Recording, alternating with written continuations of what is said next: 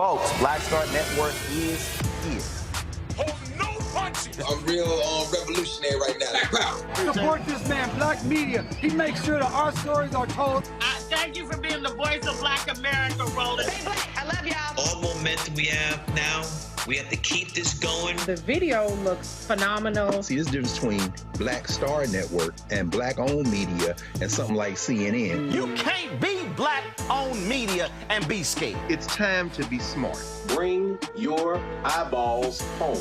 You dig?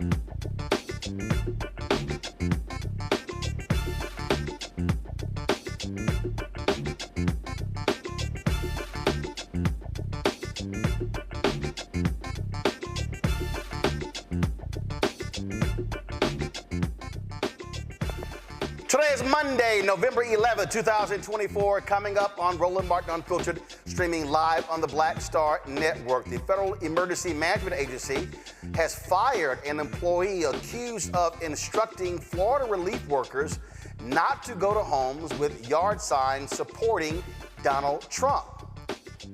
Well, she says that's not what happened. She'll be joining us in a Roland Martin Unfiltered exclusive. Trump is demanding his MAGA minions block any judicial appointments until he's sworn in. That's pretty stupid.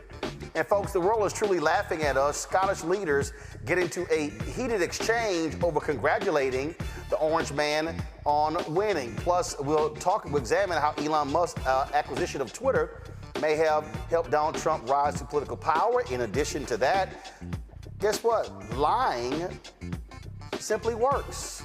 I'll explain. Plus, our Fit, Live, Win segment, we'll talk to a psychotherapist about processing post-election trauma. It's time to bring the funk. I'm Roland Martin Unfiltered on the Black Star Network. Let's go. He's got it. Whatever the biz, he's on it. Whatever it is, he's got the scoop, the fact, the find. And when it breaks, he's right on time and it's rolling. Best believe he's knowing. Putting it down from sports to news to politics. With entertainment just for kicks, he's rolling. It's on go, roll, y'all. It's Roland Martin, yeah. Rolling with Roland now.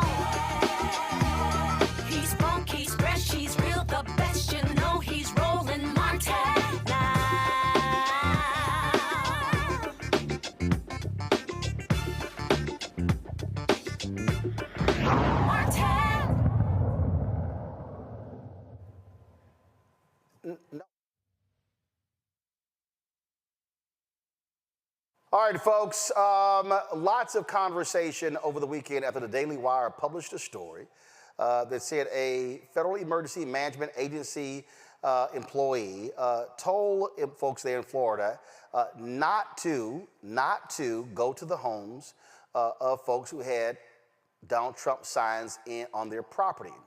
About 20 Lake Placid, Florida homes were skipped over and did not receive door-to-door service. Now, this, of course, led to lots of outrage. You had Republicans like Florida Governor Ron DeSantis calling this discrimination. You had MAGA folks saying this is shameful and despicable. You've had FEMA apologizing for this. Well, Marn'i Washington says the homes were skipped due to political hostility aimed at the workers. Now, you remember, in North Carolina, some federal FEMA workers were met with guns from folks in that particular state. Marn'i Washington, who is that employee who was fired, joins us now from California for this exclusive interview. Marn'i, glad to have you here. So let's walk through this. First of all, when were you notified? Because the Daily Wire said there was a whistleblower who made this point. Go ahead. I was notified after I demobbed. The next morning, they told me verbally I was fired, but they never provided me anything in writing stating that I was fired. They all alleged that these actions were made on my own recognizances and that it was for my own political advances. However, if you look at the record, there is what we call a community trend. And unfortunately, it just so happened that the political hostility that was encountered by my team, and I was on 2 different teams during this deployment, they just so happened to have the Trump campaign signage. FEMA always preaches avoidance first and then de-escalation. So this is not isolated. This is a colossal event of avoidance, not just in the state of Florida, but you will find avoidance in the Carolinas. Senior leadership will lie to you and tell you that they do not know.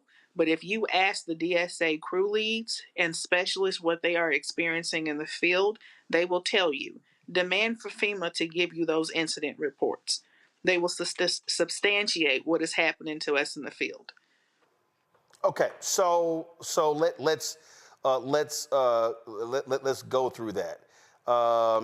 And you also sent a text message to folks, and you said, "My civilian job has severed ties based on their core values, which is based on FEMA's determination of firing me." You laid the core values.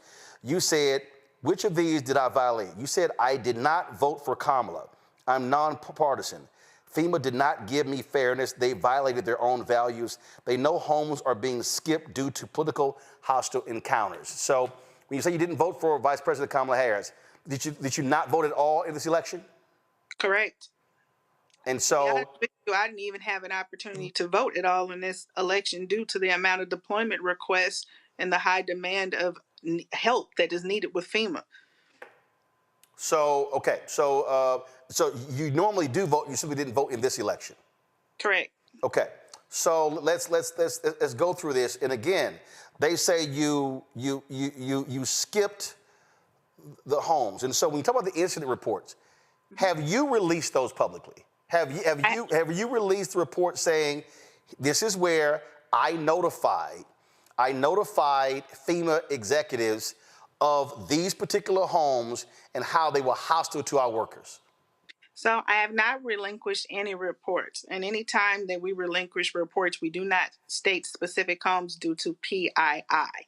What we do is we discuss community trends. So if we are noticing, for example, on Mary Street, you'll find 3 or 4 homes that we tried to canvass and we were greeted with unwelcomed arms, or people are coming out with guns blazing or he's screaming at us, then that's a street we need to avoid altogether.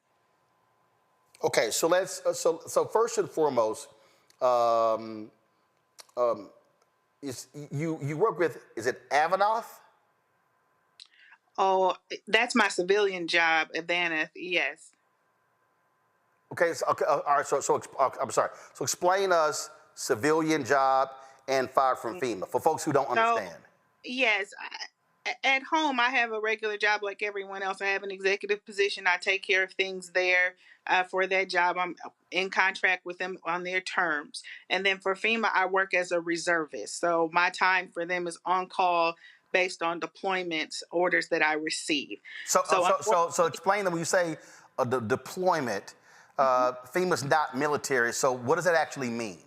Deployment means that they are asking you to leave your resident of records and to respond to a natural disaster on United Nations land.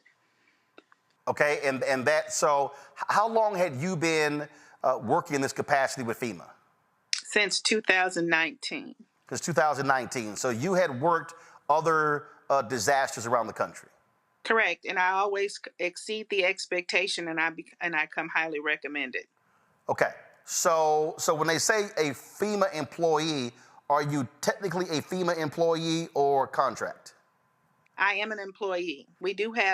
There's different forms of hire with FEMA. You can be a reservist, you can be a PFT, which is a full-time employee, or you can be part of the Corps where you work 50 weeks out of the year. You can also contract with FEMA as well. So there's various forms of employment with FEMA. So not only were you fired from FEMA, go to my iPad, your civilian, so your other job with Avanath, you've been fired from that job too. They actually did that in writing, yes. Okay, so what did they say you violated? First of all, what kind of company is this? I've never heard of it. What kind of company is it?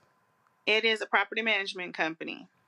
They are nationwide. I am a regional manager. Well, I was a regional manager for that property. I took care of their portfolios for various different acquisitions within it.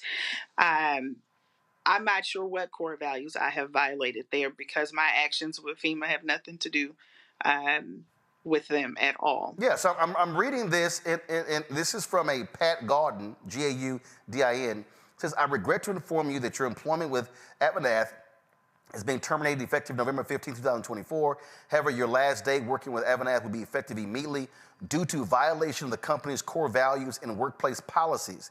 Due to the nature of your absence, I will work directly with you for the return of all Avanath equipment and community access items. Your benefits will terminate on November 30th. Then it goes to final payment, things along those lines. So this is Pat Gaudin, Executive Vice President, Human Resources. So they never explained to you what you violated? No, they haven't. And this is all because of FEMA's doing. They allowed a partnering company to leak internal communication and then relinquish all of my personal contact information. So FEMA didn't just jeopardize me. They also put my own company that I work for at home in jeopardy because all this information's on LinkedIn.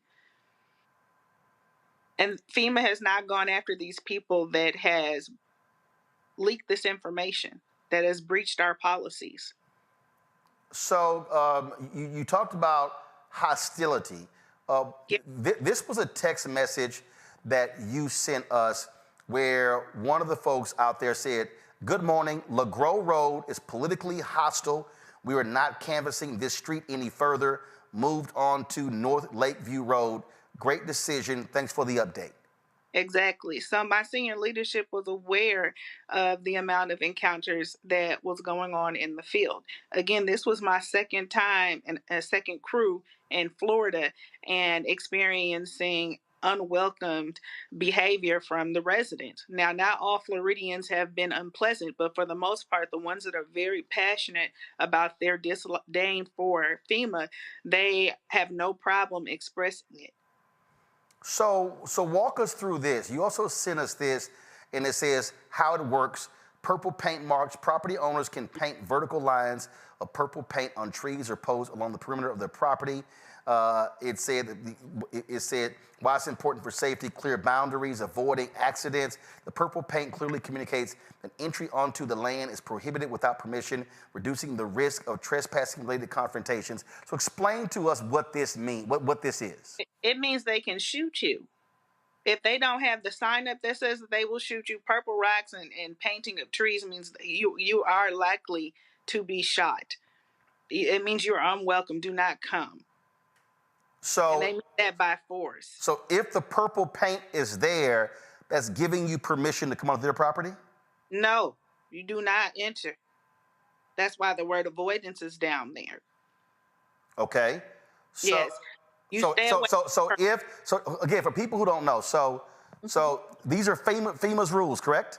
Yes. So if the property owner uses purple paint on their property, you stay away. And first of all, how does the property owner even get this information? So this is something that FEMA has learned over the years from responding to natural disasters under the Stafford Act. So from community trends, you start learning when you take these notation from field intel. If a community has the purple rocks or painted trees, they learned over time that you are met with aggression usually, or they do not want you on their property at all. Instead of just simply placing a, privacy sign, no trespassing, they would rather paint purple. Okay. So I get what I'm trying to understand. So if you turned in reports to your supervisors that state political hostility for the people in the field, those reports exist. Yes, hence why I also sent you screenshots where they're deleting files now from my computer. So FEMA says they fired me, but I still have access to the systems and their applications. And while I was in an interview yesterday, I noticed that my files were being deleted in my name, and I could not have been doing that while I was talking to Madison. So FEMA is very well aware of the incidents that take place, not just with my crew, but with all of the crews in the state that's declared. And instead of just saying, hey, this is how we're going to mitigate it to protect our people, they decided to fire me and make sure Donald Trump knows that they are loyal to him because they fear retribution. So, okay, so explain what this chart here is. So you sent us this map and it has these dots on it. So what does this actually mean? So what that means is that shows you every home in that area. Each dot is a home. Okay. And that home, that dot gives you intel of if I was able to register that person, if I was only giving them resources, if I wasn't able to access the property. There's all kind of things in that data for that one dot. So when someone says that, oh, there was at least 20 homes missed, or we didn't do this, or we didn't do that, we have to put that into context because this was a breach from a partnering company that FEMA hired, the surge capacity team, which are usually just TSA workers. They took it upon themselves to say, we want to go and register these homes, knowing that it is hostile and it could possibly endanger the rest of the team. So because they didn't get what they wanted, they went and sent this information out and misled the people that we just bypassed these homes. We omitted these homes for safety precautions, not because of political plight. Like, no one cares about that. We want to make sure people can register. So when you say for political, so describe for me what political hostility means. Is it... People will tell you, I don't like FEMA. That's part of the Biden-Harrison campaign. You guys are lying to people. You're not helping people. You don't even give people the essential needs funding, the $750. A lot of people think... So when the people... So again, I just want to try to understand. So when the people who out in the field reporting to you, were they approaching these homes, knocking on the door, or people out there in the yard saying this? And so when that homeowner makes these statements, then what then does the worker do? Does the worker say, sir, ma'am, thank you very much? And do they then notate political hostility? Do they move to the next house? Yes, they are to de-escalate and disengage immediately, walk away from the home, complete the notation of what the encounter was, and move on to the next home. Does FEMA have that documented, that this is the way it's supposed to be done? Oh, yes. Ask them for it. So FEMA has documents that show that, oh, field worker, if you run into anyone who is politically hostile or is hostile to you as a worker, you're saying they are to de-escalate, thank you very much, and keep moving, and then make a notation of that particular home of whatever that specific encounter was. Right. You put down in the notes, hey, this was an unwelcome encounter. Their firm do not return. Whatever you need to get the message clear, this is not a home we need to go back and canvas. You have to understand, when we go out here in the field, we don't have security detail. We do not have police detail. We are all we have in the field. And FEMA will tell you very quick, if avoidance and de-escalation does not work, please call your local authorities. Okay, so what we're talking about here is, so first of all, how many homes did the team that you were over, how many homes did they survey? Oh, I don't have that number. That's why I showed you the map. What, so because that map gives you an aerial view of one specific area. So what you sent us were all the homes that your team processed. Yes. So we're talking. So this is one map right here. Mm-hmm. This is a second map right here. Mm-hmm. This is a third map right here. This is the fourth map right here. And look, that's the fourth. So all those orange dots, those are all of the homes your teams processed. Yes, sir. So out of all of those homes, your teams encountered 20 homes that were defined as politically hostile. Mm-hmm. Did the teams under you, did they note specifically the addresses of each one of those homes? No, they do not. Again, we do not do PII. So when you drop a dot, it just shows logistical coordinates, and then you just put the details there. But it doesn't show the street. So I'm curious, why not? So for instance, if I'm a worker and I encountered this, I need to be able to say it was 2550 and not 2552. FEMA does not do that. They do not allow you to disclose personal information. Okay, so the problem now is, how then are you able to track the homes that were politically hostile? So again, we do it based off of a report. So for example, there were two gentlemen on my team. They had an uncomfortable encounter. For example, they were told drain the swamp and some other kind of crazy statements. So I know that house was on this street, a specific street, and I know what color it was.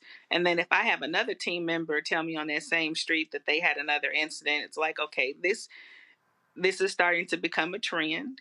We probably need to pull out, because nobody needs to work in a hostile work environment. Okay. So again, I'm just trying to understand. So let me pull up here. So if I zoom in on this map right here, and let's say, okay, so I'm looking at one of these streets. So let's say there are 30 homes on that street. Mm-hmm. And let's say one of your field workers encounters hostility from 3 homes on that street. Mm-hmm. Do they continue to canvass each home on that street, or do? That's when I make an executive decision and I send a report over to my TFL. I'm sorry. What's a TFL? Task force lead. Okay. And I'll let them know that we've had now several, because 3 is several from me, poor encounters on this street that have made the team uncomfortable. And I will let him know we need to move on from here. But the important thing is here, once we start seeing a trend, for example, if they just so happen to have these Trump campaign signs in front of their home, and that's the characteristic that's coming along with that, we have to proceed with precaution. So avoidance first, and then de-escalation. And that's the thing. Our superiors know that. We have constant conversations about keep your people safe. If your people are uncomfortable, then just don't go. So explain this to me, please. Explain this to me. Okay. So I'm just trying to understand what that means. So again, if I'm on a house, if I'm on a street, and it has 20 homes. Mm-hmm. And there are 8 homes on that street with Trump signs. Mm-hmm. And my team has faced hostility from 3 of the homes that have signs. Mm-hmm. What happens next? I informed my TFL, my direct report, hey, we're again experiencing hostile encounters. We're moving on to another street. We're not canvassing those homes. So, again, only for... Go ahead, I'm sorry. Go ahead, I'm sorry. And that's the directive, too. Like, honestly, he has called me multiple times and says, your job is to keep the team safe. I'm sorry, when you say he, who's he? Oh, Chad Hershey. Okay, who's Chad Hershey? The TFL my assigned TFL for this deployment. So Chad Hershey has said, told you what? That if your team is uncomfortable and they do not feel safe, do not go to those homes. Go and canvass the other homes. Your job is to keep these people safe. They need to be able to go back home safe. Okay, so now I have to ask this because, again, I use the example, 20 homes on the street. 8 of the homes have Trump signs, and they face hostility from 3 of those homes, which means there are 17 homes left. Right. So we will canvass the ones that do not have the community trend with the Trump campaign's signage and let it go. If any of those residents come outside that have the Trump campaign signage and they say, hey, I want to register, we'll welcome them arms. We will let you register. Great, wonderful. But we will not subject our people to continuous verbal abuse or hostile encounters. So that's not what we do. That's what I need to know. So, but again, though, this is what I'm trying to understand here. If there are 20 homes on the street, 8 have Trump signs, and you encounter hostility from 3, how do you then, and if you say, I'm moving on from this street, well, what happens to the other 17 homes on that street? So the ones that do not have the trend, you got to watch what you're saying, because you're saying the ones without the Trump campaign signage. If those are the ones that we have experienced the consistent hostility from, then those are the ones that we're going to avoid. Our equity in DSA is canvassing and registering, so we're going to take care of those other homes on the street. But we're going to avoid the ones that meet the community trend of political hostility, and they just so happen to have campaign signages in their front yard. So I'm going to go back to something, because you said you first started in 2019, right? Yes, sir. Okay. So for all of these, it's always these people who run their miles in our chat here. Trump was there in 2019. Did this, what you're describing, did this happen in 2009 or 2020 when we had federal disasters? I can't speak for that because I wasn't deployed on those disasters. You would have to ask those people. But what I am here to do is to tell you that homes are skipped. The American people need to know that. If we are approached with hostility or our people feel uncomfortable, we do disengage. And when you say with hostility, that's from anybody, whether there's a Trump. Well, I'll ask you this way. Have you ever noted any hostility from people who had Biden, Harris wall signs, or did you report any hostility for people who had no signs in their yards? There you go. Yes, that is the whole point. On both counts? Yes, on both accounts. So, yes. so let me just be clear. So you're saying that there have been times when your teams went out and someone may have had a Biden-Harris or a Harris wall sign in their yard. Your team felt uncomfortable and faced hostility, and they reported it back to you, and y'all said, skip that home. There have been, yes, not on this specific deployment, but yes, there is a record of that in the past. What you have to understand is everybody is not happy with FEMA, because if their applications are not approved or something didn't go the way they expected it to go, sometimes when we come back around for another disaster, they don't want to see us, and they passionately let us know. So let me go back to what I just said. So there are examples as well Yes, sir. of individuals where there were no Trump signs, there were no Harris Biden signs, there are no signs at all, and your teams face hostility, and y'all made the exact same decision to move on. Yes, sir. So when you look at how Republicans and MAGA is trying to play this as, she skipped the Trump folk, how do you respond to that?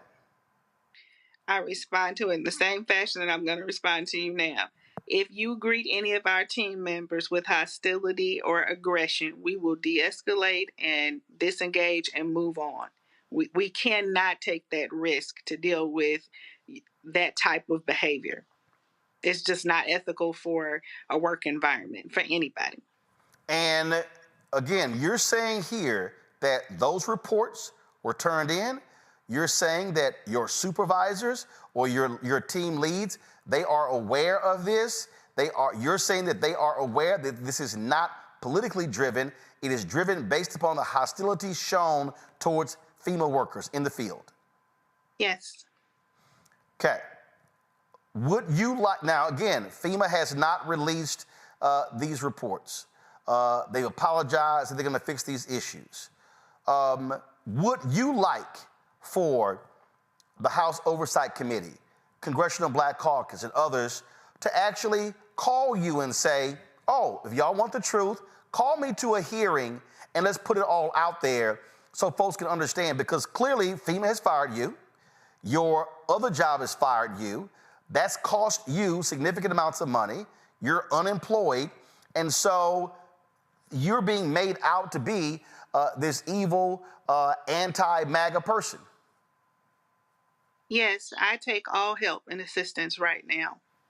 And I also have FEMA employees that have called me and said they will come forward and they will tell their stories and they will share with you all their truths about what it is we experience in the field every day.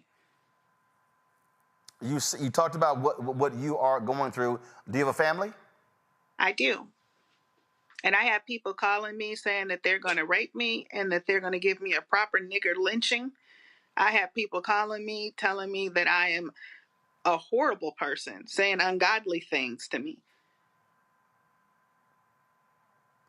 And all of this started because once this story, when the Daily Wire was published. Because FEMA allowed the search team to leak confidential information to the newspaper that went national, and there is no protection for me. FEMA sent me an email with 10 sheets of paper and said, this is how you are supposed to protect yourself. There are people in my family and in various residences that we own where they are receiving pizzas so they can try to pinpoint where I actually live or try to locate where I am. This was one of the emails that was sent to you here, and this person said, who the hell do you think you are to do what you did? You MFDEI hire, how dare you tell your employees to not assist hurricane damaged homes if they had a Trump sign in front? You stupid bitch, racist. Tough crap now, you miserable jackass. Trump won by huge numbers, and there's not a damn thing that you and your sick Democrat friends and colleagues can do about it. Your whole crowd is done. Only a stupid lefty company would hire a pathetic loser like you, dumbass. And you said you've got more emails like this since this story went public? Mm-hmm. Yes, people are quite cruel. You said that FEMA employees have reached out to you. Yes, sir. And these are folks who, your field workers and others who are aware of this type of hostility. Yes. Go ahead. Yes. Anybody that's worked with me knows my ethics. They know I do my job well. They understand the integrity that I work with, and everybody knows this is not me. And they are saying that they have no problem coming forward and speaking and telling the truth on FEMA. So folks like Congressman Jim Jordan and other Republicans, they love, with the House Oversight Committee, they love to investigate folks.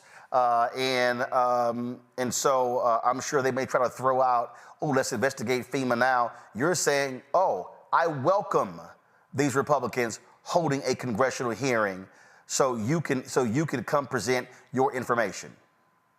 Please do. They will find this is not isolated. Again, I state this over and over again. This is colossal. This is not just isolated to Florida. Check out what's going on in the Carolinas. There's so many news articles where we have been people coming after FEMA employees with guns, targeting us to kill us, not realizing that we're just fellow Americans like they are, and we want to go back home to our families too. Their issue is with FEMA's infrastructure and how they implement duty. It does need to be revamped. It does need restructuring. And it's going to have to start with the truth. No matter who is in that office, there is a problem with FEMA. I don't know who your member of Congress is, but will you reach out to your congressman or congresswoman and say, I am a constituent, this is how I've been treated. I want you to lead an investigation and call me. I will do that.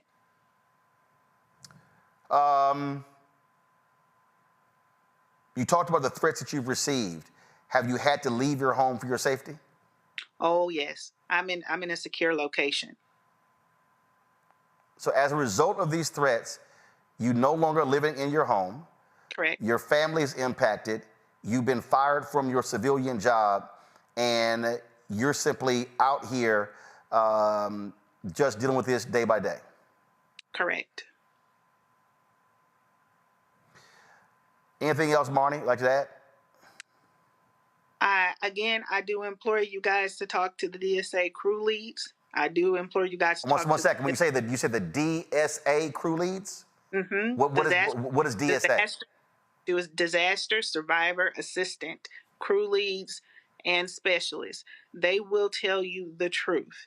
And I do implore you all to ask FEMA, why is it permissible for their partnering company to go and breach confidentiality and to leak documents to the public? Why is that relationship so important that they have not gone after them and held them accountable for their egregious actions? Do you regret working with FEMA? No, I enjoy the work that I've done for FEMA and for this country, but I do regret for believing in a system that did not care about me the way I cared about them. Clearly, the way they've mishandled me, the way they have exploited me, the way they have mistreated me, clearly shows that the relationship was one-sided. And a lot of us feel that way.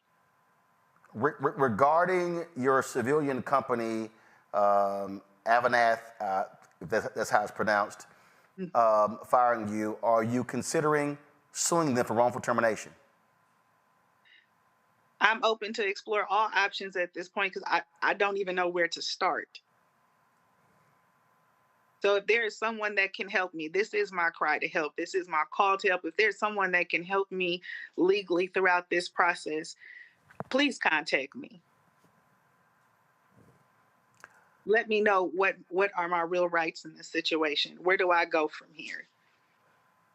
All right. Marn'i Washington, I appreciate you reaching out to us, joining us to share your side of the story. And we certainly will be reaching out to FEMA to get some answers to the troubling issues that you certainly have raised. Thank you so much for a voice and an opportunity to speak. I appreciate it. Thank you so very much. Be safe. Thank you very much. Folks, going to a break. We'll be right back on Roland Martin Unfiltered on the Black Star Network.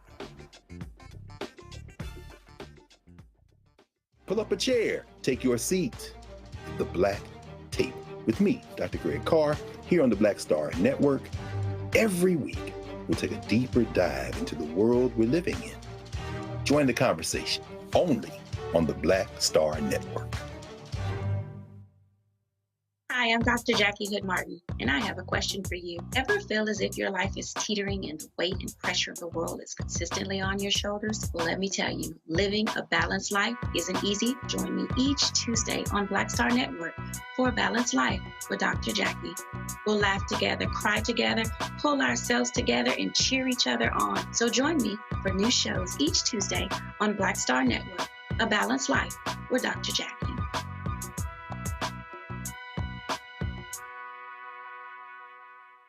hatred on the streets. A horrific scene, a white nationalist rally that descended into deadly violence. White people are losing their damn minds. As an angry pro-Trump mob storms the U.S. Capitol, we've seen shooting. We're about to see the rise of what I call white minority resistance. We have seen white folks in this country who simply cannot tolerate black folks voting. I think what we're seeing is the inevitable result of violent denial. This is part of American history. Every time that people of color have made progress, whether real or symbolic, there has been what Carol Anderson at Emory University calls white rage as a backlash. This is the rise of the Proud Boys and the Boogaloo Boys. America, there's going to be more of this. Here's all the Proud Boys, guys. This country is getting increasingly racist in its behaviors and its attitudes because of the fear of white people. The fear that they're taking our jobs, they're taking our resources, they're taking our women. This is white fear.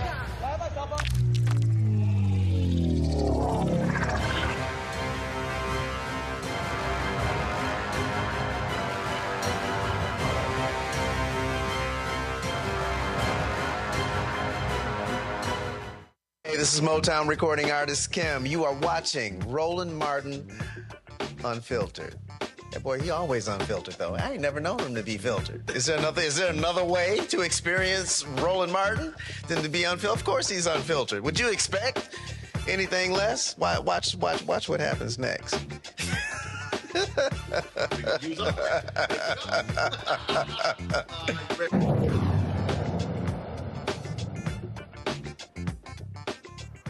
I want to bring in my pound, Dr. Julian Malveaux, economist, president emeritus, Bennett College, also an author out of D.C., Dr. Amakongo Dibinga, senior professorial lecturer, School of International Service, American University out of D.C., Renita Shannon, former Georgia State representative out of Atlanta. Glad to have all three of you here. Renita, I'll start with you. Here's a woman, Marn'i, saying, oh, please launch an investigation.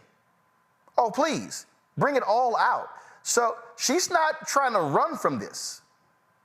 Absolutely. And the reason that she's not trying to run from it is because she knows that these are the policies of FEMA. And when you think about it, it's kind of common sense. What she's saying is that if they get too much hostility on the street, they will leave because the FEMA employees do not have any sort of security support as they go out and canvass. And that is something that we have not only seen with FEMA, but I remember a couple months ago, you did a story with FedEx where they were saying if they were having hostility in certain neighborhoods, drivers were fearing for their lives, and they were saying they were not going to deliver packages to whole neighborhoods. They were on the verge of doing that. The thing that's really crazy here is that I believe her story. And the reason why I believe it is because we know that over the last several decades, Republicans have been telling their base that they should not trust the federal government. Everything that comes from the federal government is bad. So not only, as she mentioned, do you have people who have had not the best experience with FEMA in the past, but you also have ongoing political rhetoric to demonize any sort of federal agency. I think that they're using her as a scapegoat for this. And I think that it's really going to be a smoking gun when you see that after this, I'll guarantee you FEMA doesn't change their policy. They still will have that same sort of, whether it's on paper or not, it will be a common policy that the workers will know that if they get too much hostility on a street, they will just skip that entire street. And that's going to be really bad for FEMA because when you have these disasters, a lot of times telephone lines go down, power goes down. So that canvassing is the only way that they can sometimes get to folks who need help. But at the same time, you can't expect these FEMA people to risk their lives trying to get folks help. See, this is the thing that people can't ignore, Amakongo. We saw it in South Carolina and North Carolina. FEMA workers were facing serious threats. There were people who were faced threats with guns. They were being yelled at, cussed at, all that sort of stuff.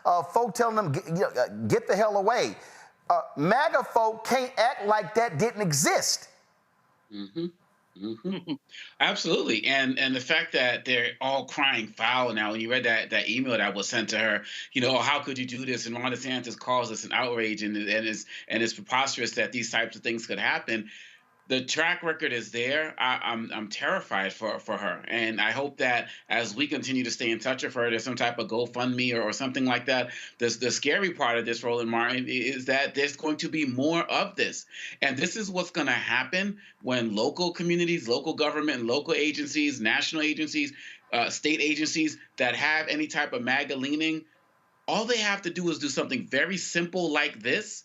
And even if Marn'i goes through the whole legal process, even if she's vindicated, even if she files a lawsuit and wins millions, hundreds of thousands, millions of dollars or whatever, her life is destroyed right now.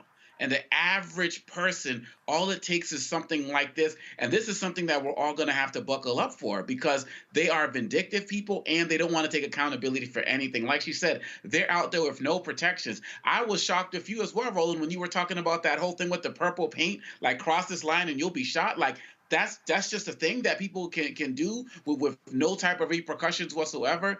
She followed her job to a T. This is kind of giving me vibes of Ruby Moss and Shay Freeman, right? In terms of what happened with them. They did their job, and now they're being penalized, and she needs every person support possible. She needs national coverage. As usual, Roland Martin, you're first on the job with this stuff, but more people need to see this because we need to rally around her. The thing here, and you heard me ask her the question, Julian, have y'all faced this kind of hostility from folks with Biden Harris signs? She said yes. Have you faced this from people with no signs? She said yes. So this notion, from her perspective, that it's only Trump supporters is wrong. Well, I think that people who have experienced a FEMA tragedy, a hurricane, earthquake, whatever, are highly emotional, and they have to be responsible for their behavior, but they are highly emotional. I can go back to San Francisco, 1989, when we had the earthquake, and real economic differentials were shown. You know, in the avenues where the white people lived, there were a whole lot of services. In the hood, not so much. And some of my brothers and sisters were not so kind because they were angry. You heard on the news about, as an example, they sending psychologists over to the avenues to help people deal with it. Meanwhile, other people, not so much. I think that people are highly emotional. I don't think it is political. I think it's highly emotional. I think that FEMA is extraordinarily understaffed. Not only understaffed, but also under attack by these. Okay, I edited myself there. You know, I do that sometimes. But those idiots in Congress who you want an investigation, well, investigate then, but investigate what you're doing wrong. Why not put more resources? You know we're going to have natural disasters. We have them every year. We have them several times a year. We have hurricanes, we have earthquakes, tornadoes, all of that. So properly fund that stuff. I mean, my former sister-in-law used to work for FEMA, and she would just come home crying about some of the verbal abuse she got when she answered the telephone. People are call people try to help them, but people are angry. One of the things we have to get to the bottom of, Roland, is the anger that is simmering in our society. We cringe at MAGA anger because they crazy. We just, bat, spit, crazy. We already know that. But, there's a lot of anger on the other side, too. And so we really have to talk about ways that we unpack the anger to make it possible for people to live harmoniously, not only to live harmoniously, but for government to do its GD job. Because FEMA is supposed to help people. And when it doesn't, I mean, I have colleagues who still haven't gotten help from Katrina, okay? Still haven't gotten help from Katrina, still in some kind of paperwork cycle. So, no, people are angry. And unfortunately, sister girl, Marn'i has had to deal with some of that. And my heart breaks for her because you can see the pain in her eyes. But the fact is that FEMA is a broken agency that needs to be fixed, and not fixed the way the incoming president would, but fixed a way to have more humanity on the table. The thing here, Renita, is that she made the point that there are people who were pissed off with previous natural disasters, whether it's New Orleans, whether it's Texas, whether it's Florida, other places, and they face this hostility. This is where FEMA should have the courage to come forward and say, yes, here it is. Show the documentation. I dare these MAGA Republicans to hold the congressional investigation and put it out there. But you know what? A lot of them really don't want to own up to their side and the hatred that they have unleashed against regular, ordinary folk who are trying to help them in a time of need. Absolutely. And that's why I brought up the point earlier about the fact that no matter what happens with Marn'i, you will see that in the future, it's going to be the same policy for FEMA. And I do believe Marn'i when she says that this was not political, her making that decision to just keep her workers safe and to skip neighborhoods that can show a trend where if they have certain signage, in this case, it happens to be Trump signage, those are homes that have been riskier. I bet it's the same thing. I bet they tell these FEMA workers the same thing about large dogs that are running loose. They probably tell them if you see a house with large dogs running loose, use your best judgment. Do you think you should approach that house? So the point here is that it's not political, but I also think that it is undeniable that some of these folks are not all people who have just had bad experiences with FEMA in the past. Some of these folks have been fed what I just talked about for several decades. They've been fed this whole thing about everything from the federal government is bad. And that's why one of the things that Trump talked a lot about in his campaign was dismantling federal agencies. So, I would wonder if anybody could come up with a better solution than what FEMA is already doing. Like I said, FEMA is a unique agency because they help folks when there have been natural disasters. A lot of times power lines go down, telephone lines go down. So it's not as simple as, hey, call FEMA if you need us. Sometimes people can't make a call. So this is the best that can be done, canvassing. But again, you can't ask people to risk their lives trying to do a job. Nobody's going to do that. Well, and you have on Congo these folks who have this absolute hatred of the federal government, but who the hell is going to help them? See, that's the other thing. When you're in a time of need, that's not the time you should be yelling and cussing folk out. And so if I'm a FEMA worker, I'm like, you know what? Thank you very much. Hell yeah, I'm moving along. And I'll be like, yo, call Ron DeSantis' ass to help you out since you don't want the help. Because guess what? The governor, all these governors, the first thing they do, can the president declare, an emergency declaration? Can we get FEMA in? All these folks who vote against funding for FEMA and natural disasters, they turn right around and want it. When Chris Christie was the governor of New Jersey, and when he was like, matter of fact, even I remember Congressman Peter King of New York was ripping folk like Ted Cruz and others who voted against disaster relief when New Jersey and New York got hit. But when Florida and Texas got hit, they were trying to get that federal money. He was like, now Rand Paul as well. And so this shows the hypocrisy of these people. It's extreme hypocrisy. It's hypocrisy from the state leadership. It's hypocrisy on the local levels. Like, these guys have been so indoctrinated to believe that the government's not supposed to be engaged in any of their business in any way, shape, or form. And they'll take it from whether they're talking about, women's health or now to issues relating to disaster relief. They say it until they need it, right? And when you get into these situations, rather than say, I messed up, I was ignorant, I was hostile, and that's why I didn't get the service. It's this woman's fault. It's the government's fault. They did this. They denied me. What is someone supposed to do when you got a shotgun and you roll up to their house to try to give them service?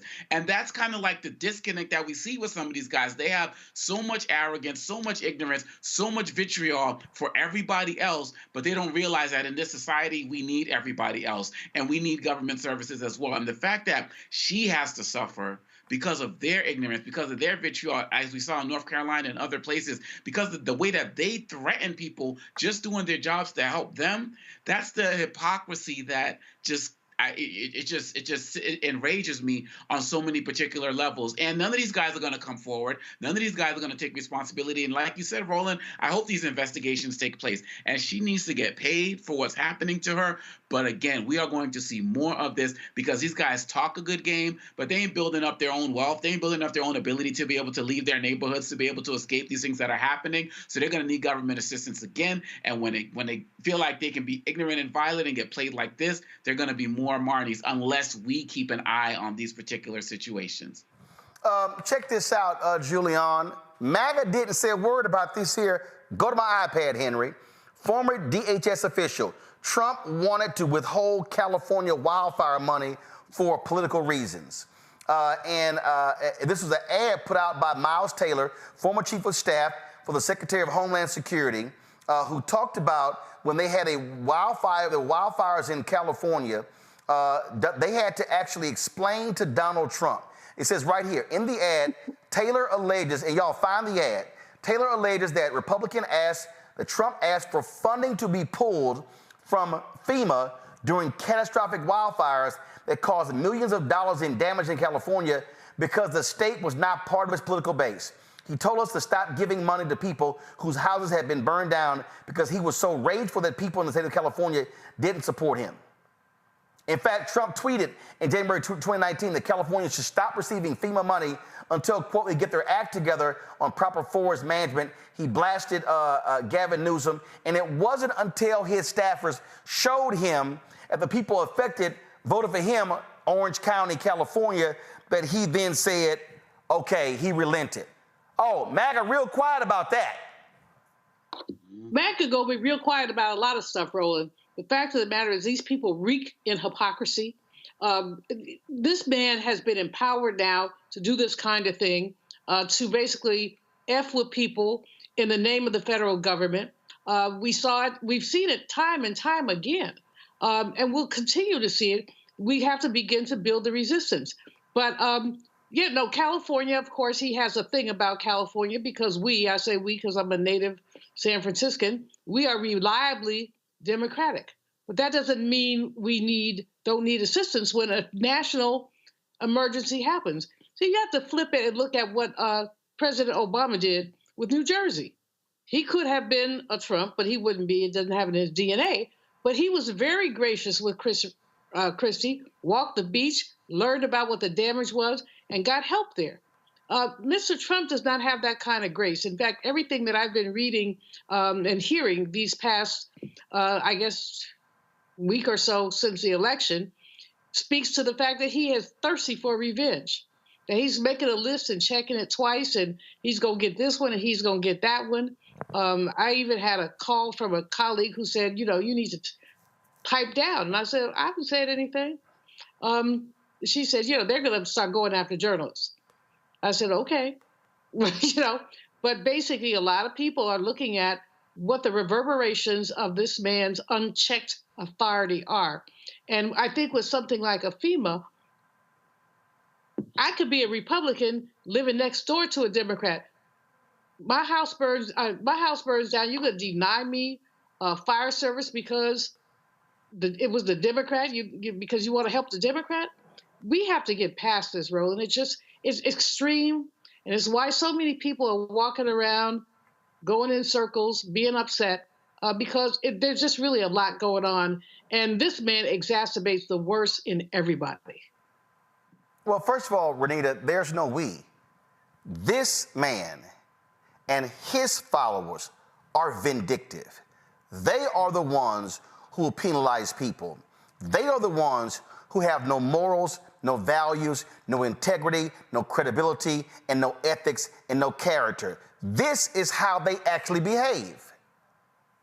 Right. And, to bring it back to the original story, this was not a case of Marn'i just waking up and deciding today before work, hey, I'm just going to tell my workers to skip everybody who has a Trump sign. She explained to the audience and she explained to everybody what the process was. If they get a street that has lots of hostility on it, for whatever the reason is, it just so happens at this time, it's people who happen to have something that is in common that they keep occurring, the hostility over and over. And that was that there was a Trump sign in their yard, then they skip that street. I mean, it is not as if the other people on that row cannot make a call to have FEMA come. And I'm sure that FEMA would come. So the thing is that these workers have to have a way to best keep themselves safe. That's a policy of FEMA. That's a policy for a lot of government agencies. FEMA is not the only one. It just so happens, as you all have been saying, and the other panelists have been saying, this is just a really tough situation when you're dealing with folks who have been in a natural disaster. Yes, you are, upset that everything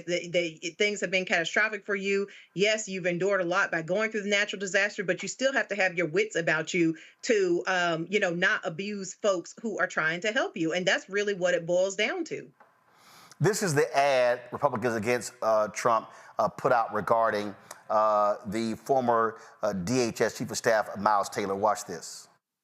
I'm Miles Taylor. I served as the Chief of Staff of the Department of Homeland Security under the Donald Trump administration. I would go into the office, I would read my intelligence brief, and then it was my job to help the Department of Homeland Security to keep our country safe.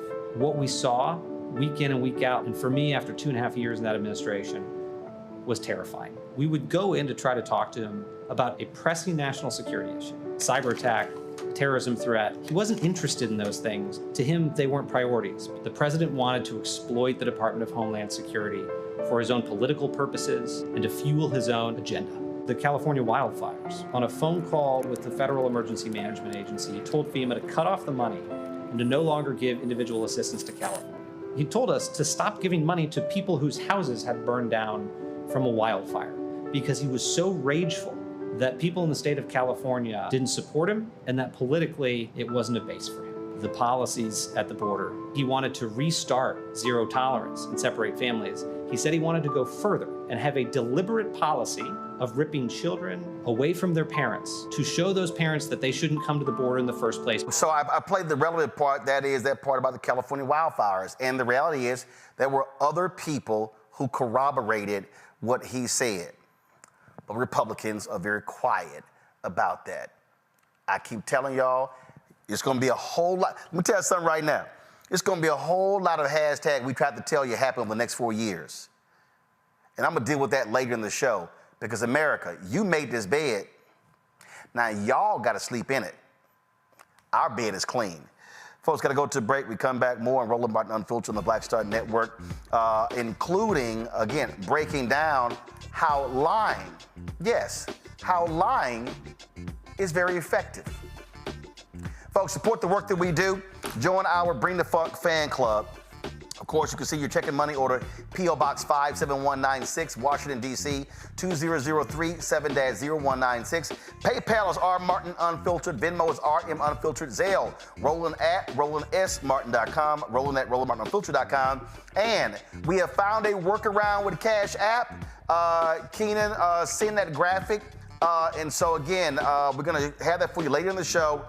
Trust me, Cash App has been a headache since they changed their rules, not allowing businesses like ours to utilize Cash App. But there is a workaround that we have found, and we will have that for y'all later in the show. So just stay tuned. I'll be back in a moment. Pull up a chair. Take your seat. The Black Tape with me, Dr. Greg Carr, here on the Black Star Network. Every week, we'll take a deeper dive into the world we're living in. Join the conversation only on the Black Star Network. Black Star Network is here. Oh, no punch! I'm real revolutionary right now. Thank you for being the voice of Black America. All momentum we have now, we have to keep this going. The video looks phenomenal. See, this difference between Black Star Network and Black-owned media and something like CNN. You can't be Black-owned media and be scared. It's time to be smart. Bring your eyeballs home. You dig? Hi, I'm Dr. Jackie Hood Martin, and I have a question for you. Ever feel as if your life is teetering and the weight and pressure of the world is consistently on your shoulders? Well, let me tell you, living a balanced life isn't easy. Join me each Tuesday on Black Star Network for a Balanced Life with Dr. Jackie. We'll laugh together, cry together, pull ourselves together, and cheer each other on. So join me for new shows each Tuesday on Black Star Network, A Balanced Life with Dr. Jackie.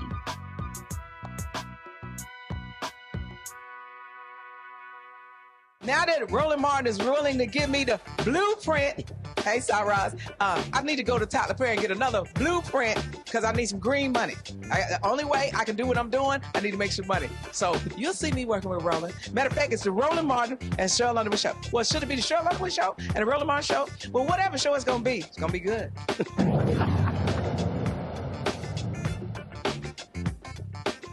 You know what? I got nothing but love for people who just call it like they see it. In Scotland, ooh, they sure did. Patrick Harvey condemned SNP leader John Swinney for congratulating Donald Trump on his victory. Roll it. Yesterday, the First Minister offered congratulations to the convicted felon Donald Trump on his re-election.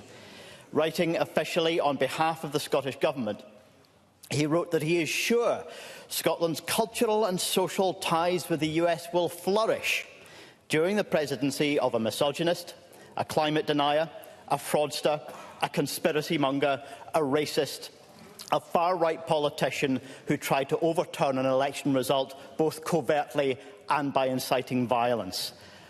Words fail me. What social and cultural ties does the First Minister really think will benefit from a relationship with such a man?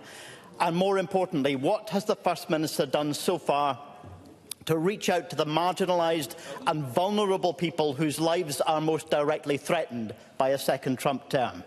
First Minister. Presiding Officer, I have a duty as First Minister of Scotland to engage with other governments and to represent the people of Scotland in that process. And as part of that duty, I wrote the letter in question that Mr Harvey cites. I think there are deep cultural, social and economic ties between Scotland and the United States of America. I think they're important. They're important for employment in our economy. They're important for the cultural expression of our country and for the way in which we are able to pursue those objectives. So, whilst there are very clearly, because of what I said before the presidential election, very big real differences in expression and in priority and in way of life between me and Donald Trump, I cannot deny the existence of links between Scotland and the United States, and regardless of the presidential choice in the United States, I want to maintain good relationships between Scotland and the United States. And what I would say to Mr Harvey, and I think he knows me well enough to know, that the concerns of people who feel marginalised in our society, who feel under threat, are questions and concerns that I wrestle with every single day as First Minister, because I stood here and I pledged to be the First Minister of all of Scotland, and that's entirely what I intend to do. I ain't got no problem with what they did. In terms of Homeboy calling him out, that's what you should do. And Putin's Russia, they've made it perfectly clear via their state television network how they feel about Melania Trump and Donald Trump, and they just went right to the photos. Roll it.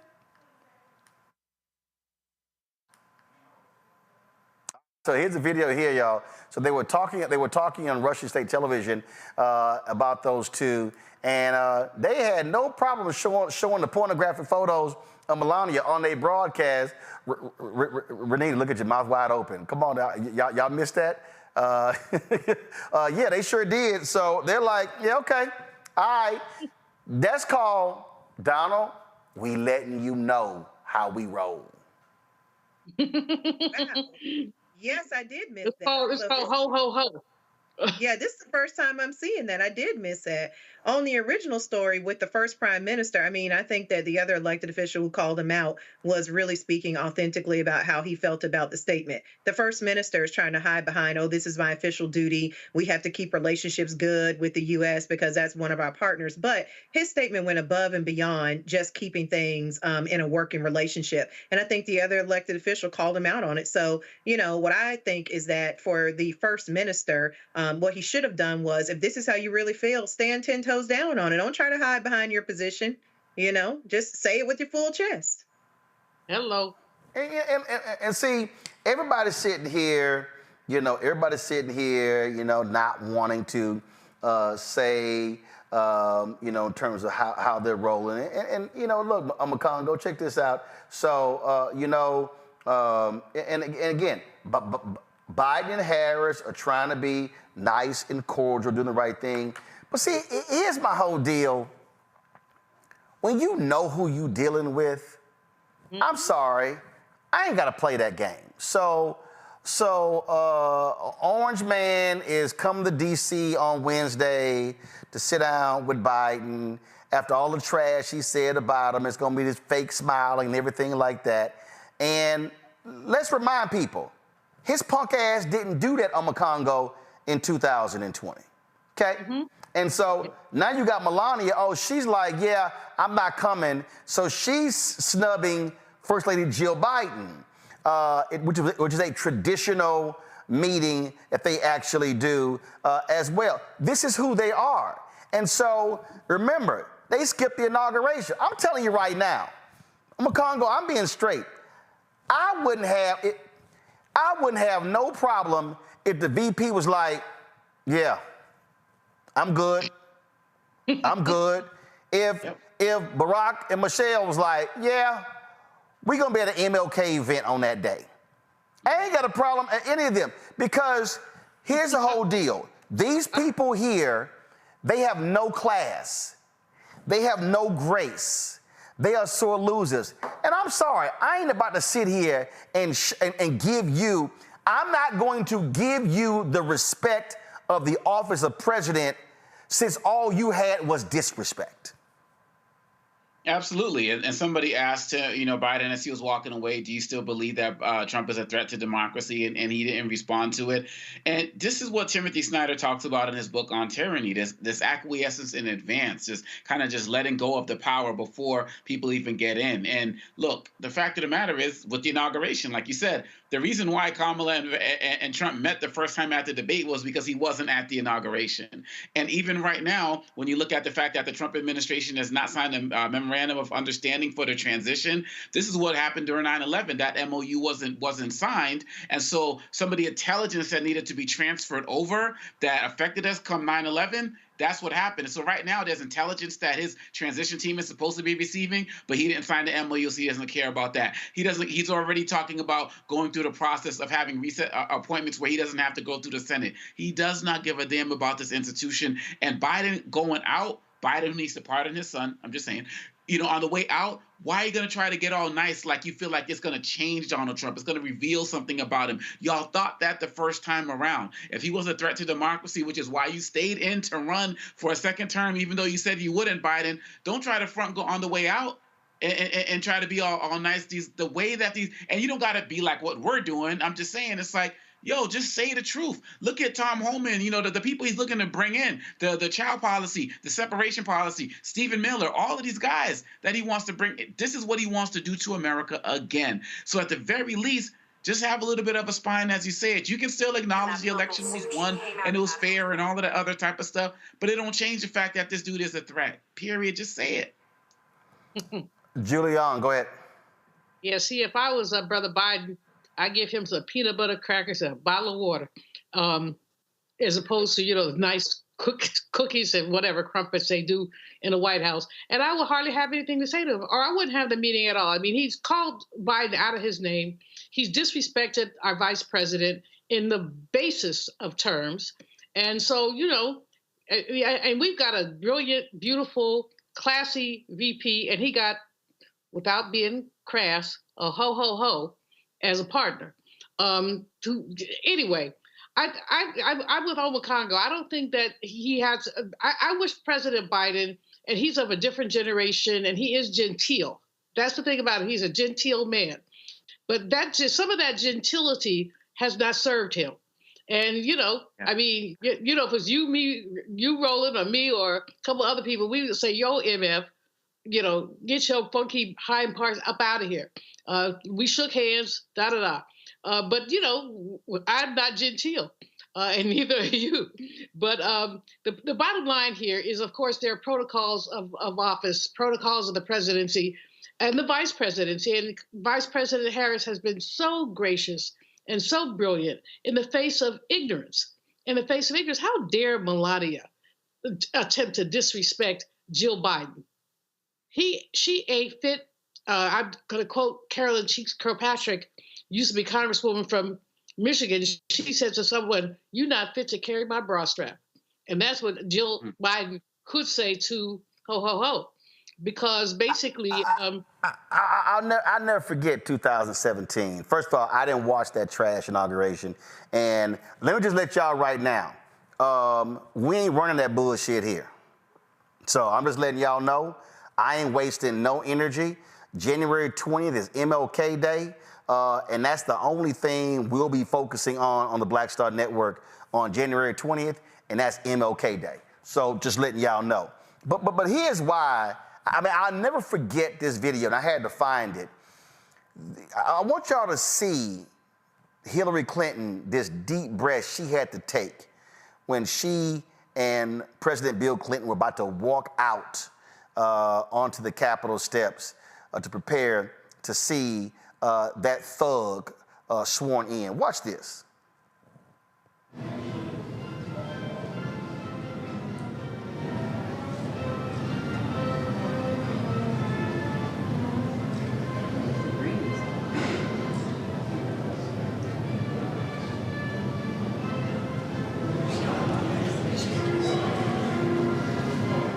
I mean, that was an example of a woman who envisioned her walking out to be sworn in as president, and you saw that deep breath. You saw that, and it was just like, I gotta walk out of here and watch this son of a bitch get sworn in.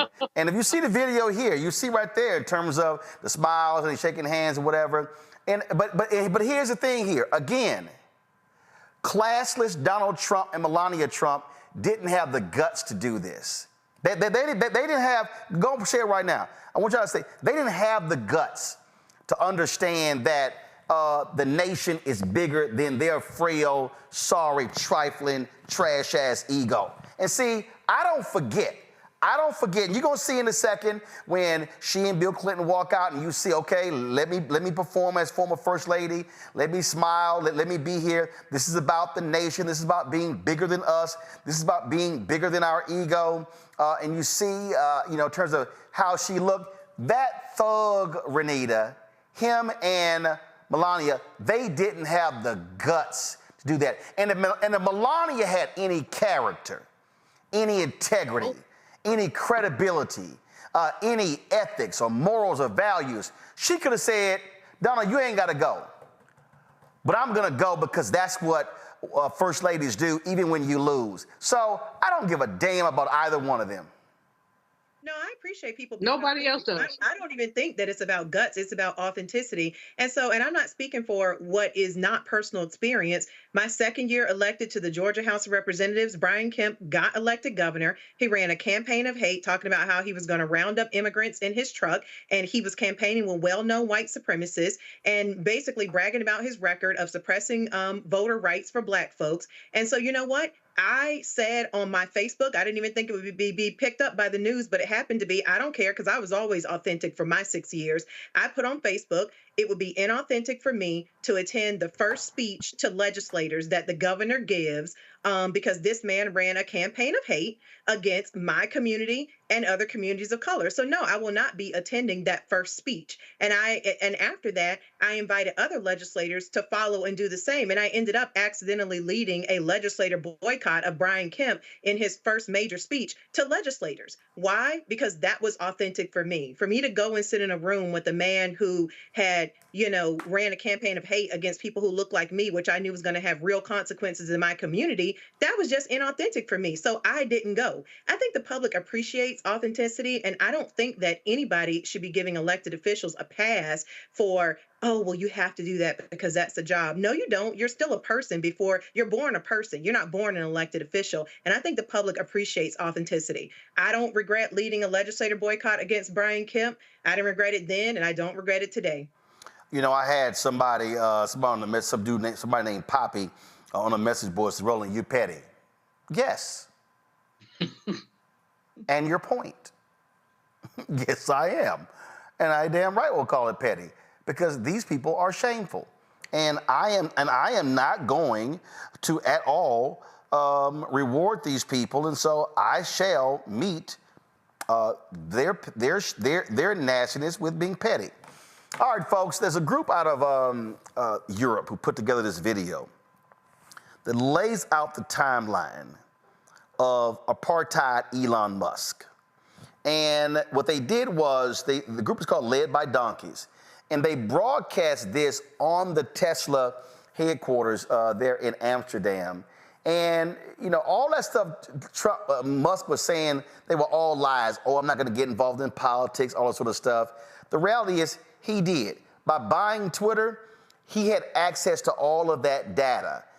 And so You see all this stuff, people saying, oh, the election was stolen. They're talking about Starlink.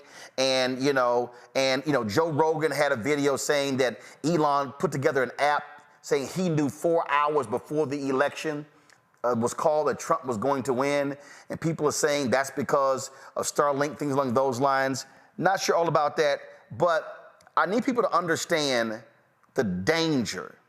This is the danger of Elon Musk owning Twitter, called X, and having access to all of that data, and Trump being the White House, because he's going to be co-president. You've already seen where Trump has made calls to Putin, and Elon Musk was on the phone with him. Why is that? Roll this video.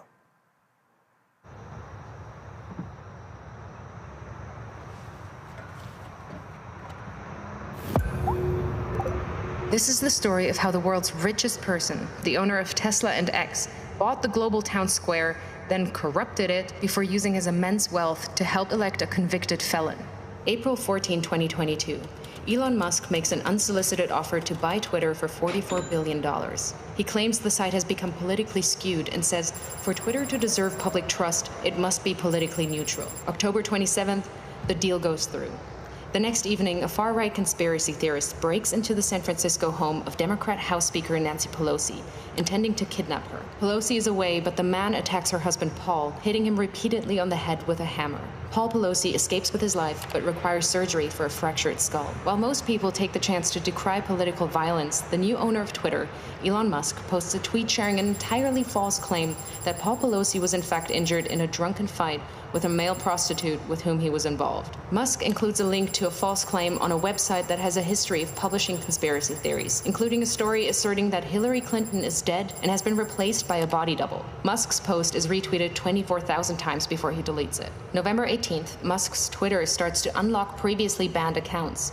Misogynist far-right influencer Andrew Tate was permanently banned from Twitter in 2017 after urging women to, quote, bear some responsibility for rape. Now he's back. Tate posts, I've decided to fly to the failed state of California, walk into Twitter HQ, and tell @Elon Musk he's a legend. On my way. 2 months later, Tate will be arrested in Romania on suspicion of human trafficking, rape, and forming an organized crime group. December 8th. 3 members of Twitter's Trust and Safety Council resign. In their resignation letter, they cite research that found slurs against Black Americans and gay men jumped 195% and 58% respectively since Musk's takeover. 3 days later, the remaining members of Twitter's Trust and Safety Council are dismissed. Musk then tweets that, quote, my pronouns are prosecute Fauci, a reference to a conspiracy theory that the COVID crisis was exacerbated by America's top infectious disease doctor. December 16th, having claimed he's a free speech absolutist, Musk bans @ElonJet, a Twitter account that tracks the movements of his private jet using publicly available data. Musk also bans the accounts of a number of journalists who have written about @ElonJet. February 12, 2023. Ahead of the Super Bowl, both Musk and President Joe Biden tweet their support for the Philadelphia Eagles. Biden's tweet is seen 29 million times, Musk's just 9 million times. Incensed, Musk leaves the game early and calls an impromptu meeting of Twitter engineers at 2:36 a.m. Their job? To change the Twitter algorithm to artificially inflate the reach of Musk's tweets by a factor of 1,000, making him the preeminent presence on the site. July 23rd, Musk announces Twitter is now called X. August 25th, Donald Trump, once banned, returns to the platform by posting a picture of his mugshot from Fulton County Jail with the words, election interference, never surrender. Musk reposts the shot. 4 days later, X reverses Twitter's long-standing ban on paid political advertising. November 15th, in a post promoting the racist conspiracy theory that Jewish people are importing immigrants to America to fix elections for Democrats, one X user writes, Jewish communities have been pushing the exact kind of dialectical hatred against whites that they claim to want people to stop using against them. Musk replies saying, you have said the actual truth. In response, several advertisers, including Disney, Warner Brothers, and Comcast, pause their advertising on X. Musk then tells advertisers concerned by hate speech on the platform, go fuck yourself. Go fuck yourself. Is that clear? Over subsequent months, Musk will become obsessed with the false claim that Democrats are allowing immigrants into America to create more Democratic voters, in effect, stealing the coming election, sharing the claim numerous times with his followers and pushing it to tens of millions more who choose not to follow him. A year later, it will be revealed that Musk, a South African immigrant, worked illegally in the US in the 1990s. November 25th, on X, Musk boosts the Pizzagate conspiracy theory, a long-debunked claim alleging high-profile Democrats ran a pedophile abuse ring from a Washington pizza restaurant. March 25th, 2024. Musk loses a lawsuit against the Center for Countering Digital Hate. He'd sued them after they flagged a rise in hate speech after Musk bought Twitter. In his ruling, a U.S. district judge calls Musk's case vapid and says this case is about punishing the defendants for their speech. May 2024, Musk creates a political action committee which he calls America PAC. Its objective is to mobilize 1 million Republican voters in swing states in an effort to hand the election to Trump. Musk commits to putting tens of millions of dollars of his own money into the Get Out the Vote push and clears his calendar every Friday morning for 30 to 60 minutes to meet with the team he's assembled to run the effort. July 14th. Musk calls Trump on behalf of J.D. Vance, urging Trump to select Vance as his running mate. Vance says abortion is murder and insults women who haven't become mothers. A bunch of childless cat ladies who are miserable at their own lives and the choices that they've made. Musk's phone call is part of a broad effort by Silicon Valley billionaires to ensure Vance is selected. The next day, Vance is unveiled as Trump's vice presidential candidate.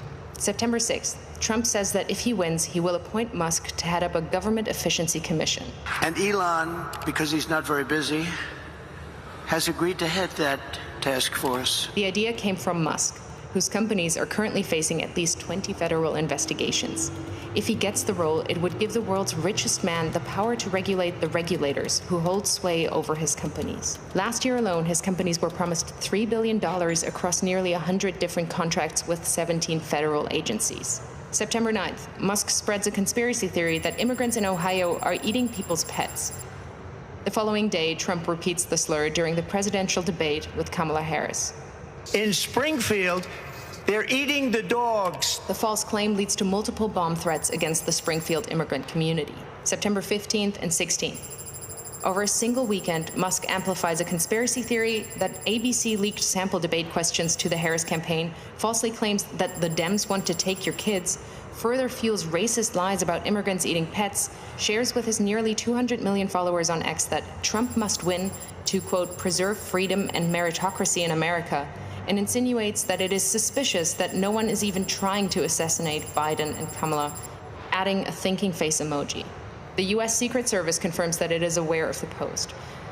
The White House issues a statement saying violence should only be condemned, never encouraged or joked about. This rhetoric is irresponsible.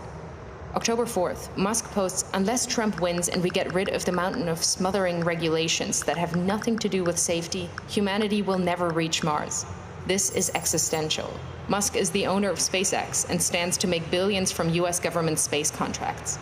October 5th, the user handle @America is taken from an X user and given by Musk to his America PAC. That evening, he joins the former president on stage in Pennsylvania, jumping about wildly. Fight, fight, fight, vote, vote, vote. By now, he's moved with his senior team to a war room in a hotel in Pennsylvania to focus full-time on the Trump campaign. He speaks to Trump multiple times a week, is doing a series of pro-Trump town halls across the state, and has recruited lieutenants from his companies to join him. October 15th, legal filings from Musk's Political Action Committee show he has personally donated at least $75 million to the effort to re-elect Trump. October 18th, it's revealed that another Musk-funded group called Future Coalition PAC is targeting Muslim voters in Michigan and Jewish voters in Pennsylvania with diametrically opposed political advertisements about Kamala Harris. In areas with large Muslim populations, the group is painting Harris as a close friend of Israel and is suggesting that she's beholden to the beliefs of her Jewish husband. But in areas with large Jewish populations, the ads say Harris panders to Palestine. Simultaneously, Musk is offering $100 to any Pennsylvania voter who signs his online petition as part of an effort to build a list of likely Trump voters. He also starts giving away $1 million a day to a randomly chosen voter who signed the petition. October 19th, it's revealed that the Building America's Future PAC, another Musk-funded campaign group, is impersonating the Harris campaign by setting up a fake website containing fake policy positions, then sending out text messages driving voters to the fake site. October 24th, it's revealed that Musk gave his America PAC a further $44 million in the first 16 days of October. October 25th, the Wall Street Journal reports that Musk has been in regular contact with Russian President Vladimir Putin since 2022. October 27th, Musk speaks at the now infamous Trump rally at Madison Square Garden, a gathering characterized by racism, misogyny, and threats of violence. USA! USA. Musk has posted more than 3,000 times on X in the last month, including dozens of unfounded claims about the election, which have been viewed hundreds of millions of times. Apart from Trump himself, Musk is now the single biggest spreader of election disinformation. November 5th, Trump wins the presidential election. Elon Musk, a far-right conspiracy theorist, has succeeded in using his immense wealth to help swing the election in favor of a convicted felon.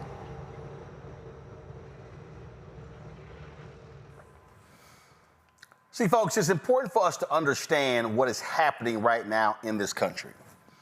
And where you have these oligarchs like Elon Musk who are trying to do in America exactly what the oligarchs did in Russia. But see, what the oligarchs in Russia didn't understand was that Putin was going to take them over. And he actually did that. He did take them over. And so they are now beholden to him. So what you're going to find is, you're going to find Donald Trump, who is going to do whatever these oligarchs want. Elon Musk, David Sachs, Bill Ackman, and these other massive billionaires who can do whatever they want. See, the reason why controlling the information is so important is because you have access to the data. Understand what I just said? You have access to the data. And we talk about the data. It's important to understand the information flow. And so what we're seeing in this country is how people are getting their information. This is why we've been pushing investment in downloading the app Fanbase. Because see, you take Mark Zuckerberg at Facebook. We know for a fact, I mean, it's without a doubt, that Facebook has been suppressing content. They've been suppressing black content. I mean, we know that for a fact. Well, we know the actions that they have taken. We know based upon the views that we get or that we used to get on the platform. See, we know that. I mean, we can look at the data and see that. We can look at the data and see how they are using the information. And so what happens is you take the folks at Facebook, so they control the algorithm. Well, same thing, Twitter, control the algorithm. How many of y'all saw all of that right-wing stuff in your Twitter feeds the last month and a half? People who you would never follow. Like, you would never follow these people at all. All of a sudden, they're just showing up in your Twitter feeds. That was happening. And just so y'all understand what's going on here, when we talk about the feeds, we talk about right now on Facebook. Here's a perfect example. Let's see here. Do we have? Just want to show y'all. If y'all want to understand the reality of how they determine how you get information, go to my iPad. This right now is our Facebook feed. There are 105 people watching us live on Facebook. 105. Y'all realize we have 1.3 million followers on Facebook? We know for a fact they suppress information. So that's why we've been talking about why you invest in, why you support Fanbase. And so that, of course, is black-owned app, black-owned platform, Isaac Hayes. But the app is not just for African Americans. The app can actually be for anybody. And so, one, I want you to download the app Fanbase. You can also invest. They're right now in the middle of a $17 million raise. And, you know, I've encouraged Isaac Hayes III to launch a Twitter-type a Twitter type of piece on the app, because you got audio rooms, you got video rooms, you got all those things right now. And I've been encouraging that because the reality is we need to leave Twitter. It is a cesspool of right-wing literature. And it's only going to continue. Now that Trump is in the Oval Office, you can expect, I'm telling y'all right now, you can expect it to become a more hateful, nasty place. So we as African Americans don't need to continue to give them more of our business, our time, our attention. We love talking about Black Twitter and what Black Twitter, what Black Twitter means and all kind of stuff like that. Well, we don't need to give them that. We don't need to continue to give them more of our stuff. We simply don't need to. And so I say, we say enough is enough. So again, I want us to support fan base. I want us to download. I want us to download fan base. I want us to stand with fan base. I want us to support it. I want us to invest in it, because it's also important for us to have equity in these apps. See, Black folks, we are making other folk enormously rich because they're making crazy amounts of money off of us. And so it's about time that we actually begin to own things ourselves. So you can go to startengine.com and type in fan base. You can access the information, but you can download the app right now. But those are the things that we need to be doing right now in terms of supporting what is Black owned. Because I need us to understand when I say the lies are being rewarded. These platforms, the role that they are playing, they have a crucial role in this election. And if you look at the data based upon the folks who voted, this is very interesting. It said that Biden supporters are more likely to get their news by newspapers than Trump supporters. So you see right here, Biden supporters, newspapers 70 to 21%, national news, Biden 55-35, digital websites 49-39. Cable news, this likely because of Fox News, 53-45, but social media 45-26. YouTube, Google 55-39. Y'all, this matters because this is how lies are being spread. Lies are being spread left and right on these platforms. Now, understand, folk need to realize what's also going to happen. Here's a perfect example. Democrats fared better with the richest Americans than the poorest for the first time in decades. I'm going to tell you right now, the poorest Americans, it's going to be a whole lot of we tried to tell you when y'all wake up and realize when the Republicans start slashing a lot of your benefits. I'm just letting y'all know it's coming. Just letting you know it's coming. But then also, again, we talk about data and information. Check this out. Misinformed views on immigration, crime, the economy correlated with ballot choice.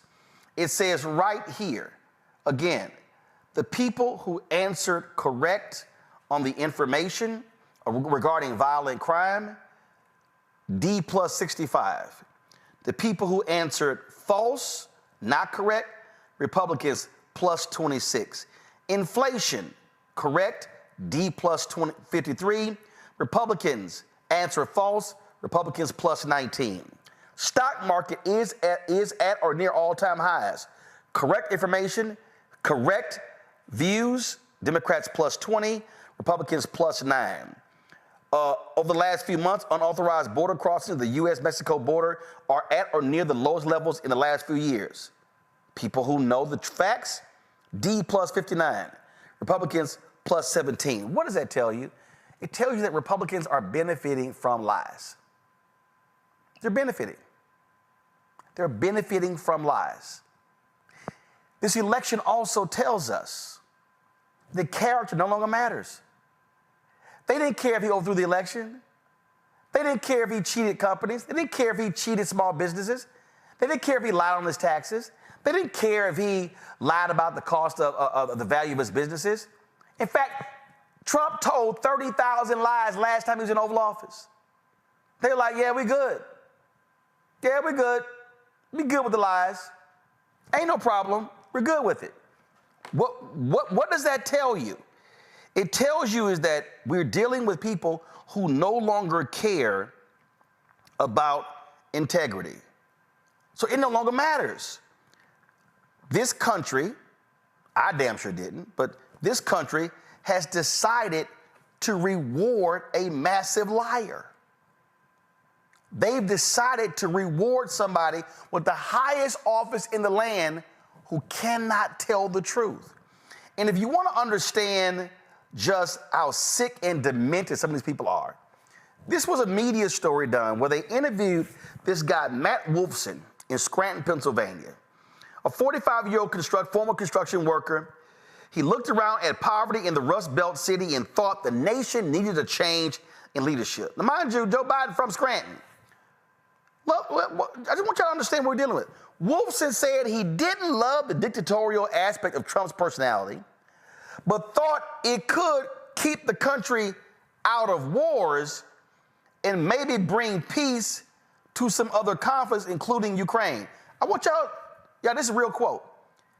He's good and bad. People say he's a dictator. I believe that. I consider him like Hitler, Wolfson said, but I voted for the man.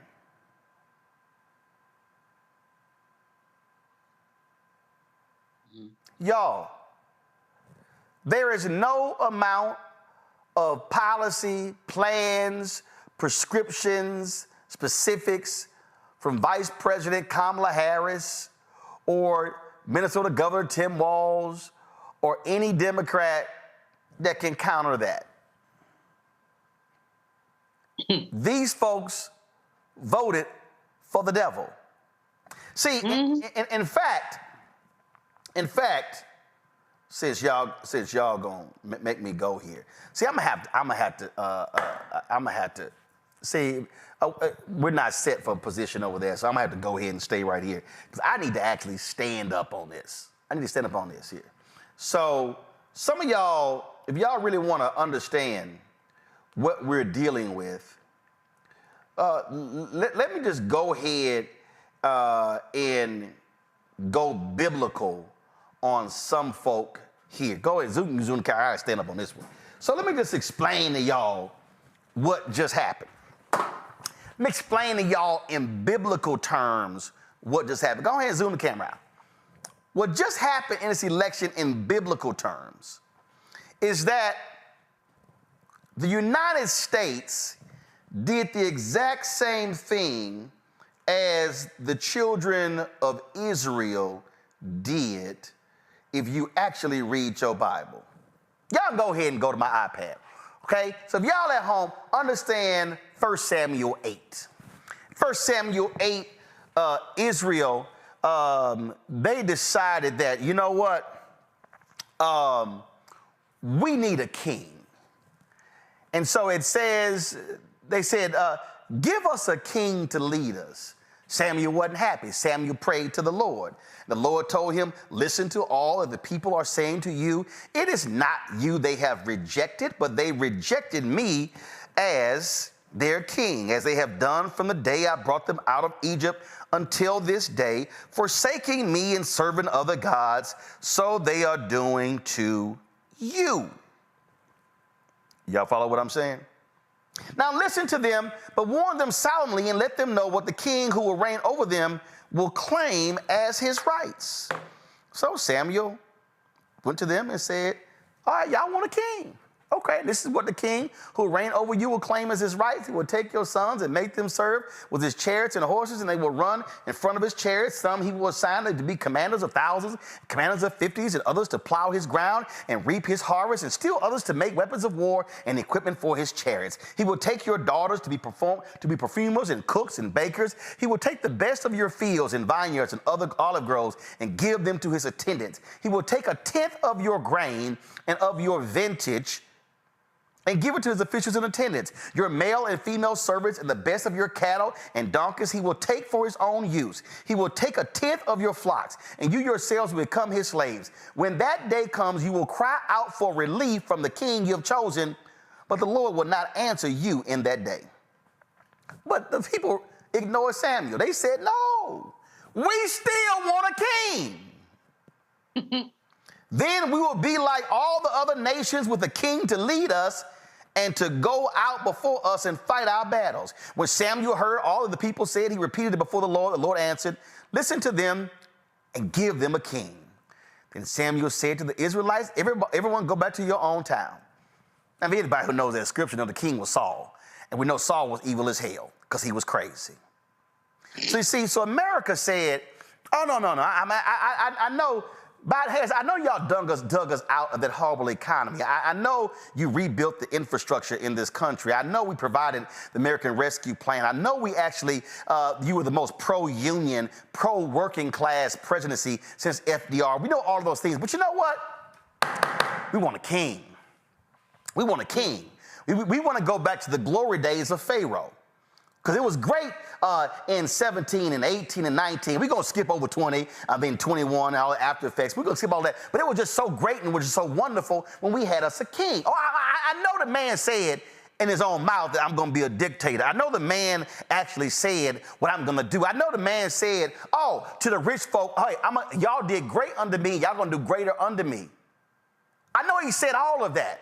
But the poor folks said, oh yeah, but let's go ahead and put the king in because he was a master at the economy. Oh, I know he filed bankruptcy 6 times. I know he lied a whole lot when he was there. I know he actually ran the nation's debt up, added 25% to the nation's debt. But he's a genius. We're going to do so much better because the last few years we have not done well. Of course, we didn't want to own up to what he did, the deal that he cut with the Saudi Arabia that caused gas prices to go up in 2022, also caused inflation to go up in that particular year. I know he did all these things, but I just think we're going to do just so much better than him than we did. Now forget the fact that unemployment today, even before the election, was actually lower than it was in December 2019. Oh, forget the fact that all of these companies began to lower their prices because they were price gouging, and they saw a vice president saying, now, I become president, I'm going to deal with y'all when it comes to price gouging.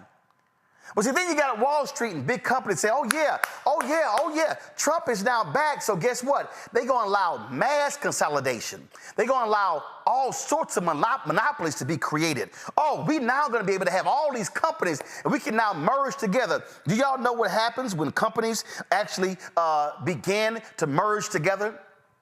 Layoffs. You know what they call that? Economic efficiencies.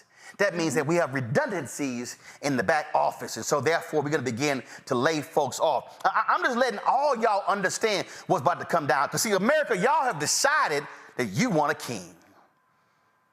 And the reality is, we left that Pharaoh back after 2020. But see, some of y'all said, no, we want a king. We want him back. Oh, yeah, go ahead, King. Go on, King Trump. Send 11, 20 million people back. Deport everybody. Go right ahead. I can't wait to see your food prices jump because nobody's going to be available to pick that agriculture. Oh, I can't wait to the number when they start raiding companies. And then all of a sudden, y'all say, well, why is this store closed? Well, ain't nobody here to work the store. I can't wait for that to happen. Trump has already laid out what he's going to do with education. I can't wait for all y'all college students who voted for Trump. And he starts sitting here getting rid of your professors and holding federal funds back until you bow down to MAGA. I can't wait for that to happen. I can't wait for y'all to sit here. Again, I showed y'all the graphic of the low-income folks who vote. I can't wait when they start cutting food benefits. Oh, are y'all aware that there are Affordable Care Act subsidies that expire in 2025? Oh, I can't wait for the sick white folks in Kentucky and Alabama and Mississippi and Tennessee and Georgia and Florida and North Carolina and South Carolina. You start going, oh my God, you were supposed to get rid of Obamacare, not the Affordable Care Act. How? What, Donald, you are our king. You were not supposed to touch the Affordable Care Act. You were supposed to get rid of Obamacare because they too dumb to realize it's the same thing. Oh, I can't wait till he makes the Trump tax cuts permanent. All the folks who are, somebody showed a tweet that was a hostess who said, that's right, I'm voting for Trump because I want my taxes to go up. And the person said, you a hostess at a restaurant. This tax cut don't affect you. I love the people who were going, I don't like Kamala's capital gains plan. You don't have $100 million. So what are you talking about? I can't wait for education and health care and on and on and on. And all the folk who claim that, oh, that's what I wanted. The Bible tells us when you want a king, understand, God will give you the desires of your heart, but that does not mean that that's operating within his will. Oh, yeah. So I know all these evangelicals, that's right. God saved Trump's life with the assassination because he wanted him to be president. I need them evangelicals to realize I don't know what Bible y'all reading, because I could show you numerous examples where God allowed things to happen because that's what people wanted. Oh, but then after it happened, they were crying out to the Lord, Lord, please save us. Oh, please save us, because this king had lost his mind. See, when you beg for a king, when you plead for a king, when you reject the prophets who have properly advised you of what happens when you get a king, then you have to deal with the repercussions of the king's actions. And I'm letting y'all know right now, at 7:51 p.m. Eastern, on this day, November 11th, 2024, this video is going to be played back. And people are going to say, oh my God, we didn't know these things were going to happen. And then we're going to say, we tried to tell you. We're going to sit here and say, we tried to tell you before the election. We told you on November 4th. We told you on October 27th, and October 20th, and October 13th, and October 6th. And we're going to tell you, we've been telling you this here. But see, America has decided. America, white women have decided. Latino men have decided. A percentage, 16, 18, some places 20% of black men have decided. Small percentage of black women have decided. A percentage of Asian Americans and Asian Americans, majority of people in the country who actually voted have decided that they said, we want a king. Forget the lies, forget the deceit, forget the thievery, forget the thuggishness. We want a king. Well, come January 20th, when we actually celebrate a king in Dr. Martin Luther King Jr., y'all are going to get your king at 12:01 p.m. And speaking of that same Dr. King, I know what he said on April 3rd, 1968, when he said there's some dark days ahead. And he talked about the promised land. But you got to remember, that was a 43-minute and 16-second speech. It was a lot more than that bottom 2 minutes of the sermon he gave. But I need y'all to understand, we've been here before. America has had kings, and America has put those kings in office. And those kings have come tumbling down, and those kings have led us into depressions. Those kings have led us into recessions. So America, please, by all means, enjoy your king. Enjoy your modern day Saul. But remember, it was a David who came and took Saul down. And then you said, my God, thank God that was a David to save us from that wretched king named Saul Trump. I'll be right back. When you talk about blackness and what happens in black culture, covering these things that matter to us, speaking to our issues and concerns. This is a genuine people-powered movement. There's a lot of stuff that we're not getting. You get it, and you spread the word. We wish to plead our own cause. Too long have others spoken for us. We cannot tell our own story if we can't pay for it. This is about covering us. Invest in Black-owned media. Your dollars matter. We don't have to keep asking them to cover our stuff. So please support us in what we do, folks. We want to hit 2,000 people, $50 this month, raise $100,000. We're behind 100,000, so we want to hit that. Y'all money makes this possible. Checks and money orders go to P.O. Box 57196, Washington, D.C. 20037-0196. PayPal is R Martin Unfiltered. Venmo is RM Unfiltered. Zelle is Roland at RolandSMartin.com.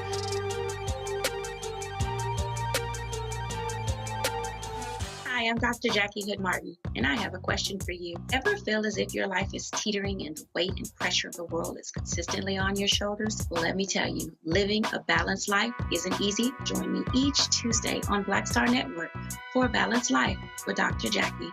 We'll laugh together, cry together, pull ourselves together, and cheer each other on. So join me for new shows each Tuesday on Black Star Network, A Balanced Life with Dr. Jackie.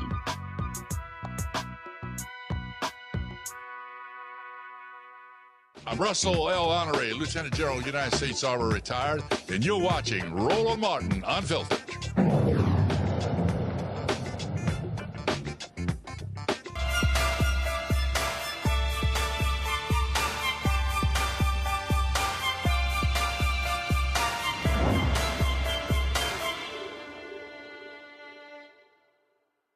All right, folks, before we go to our Fiddler Win guest, do me a favor.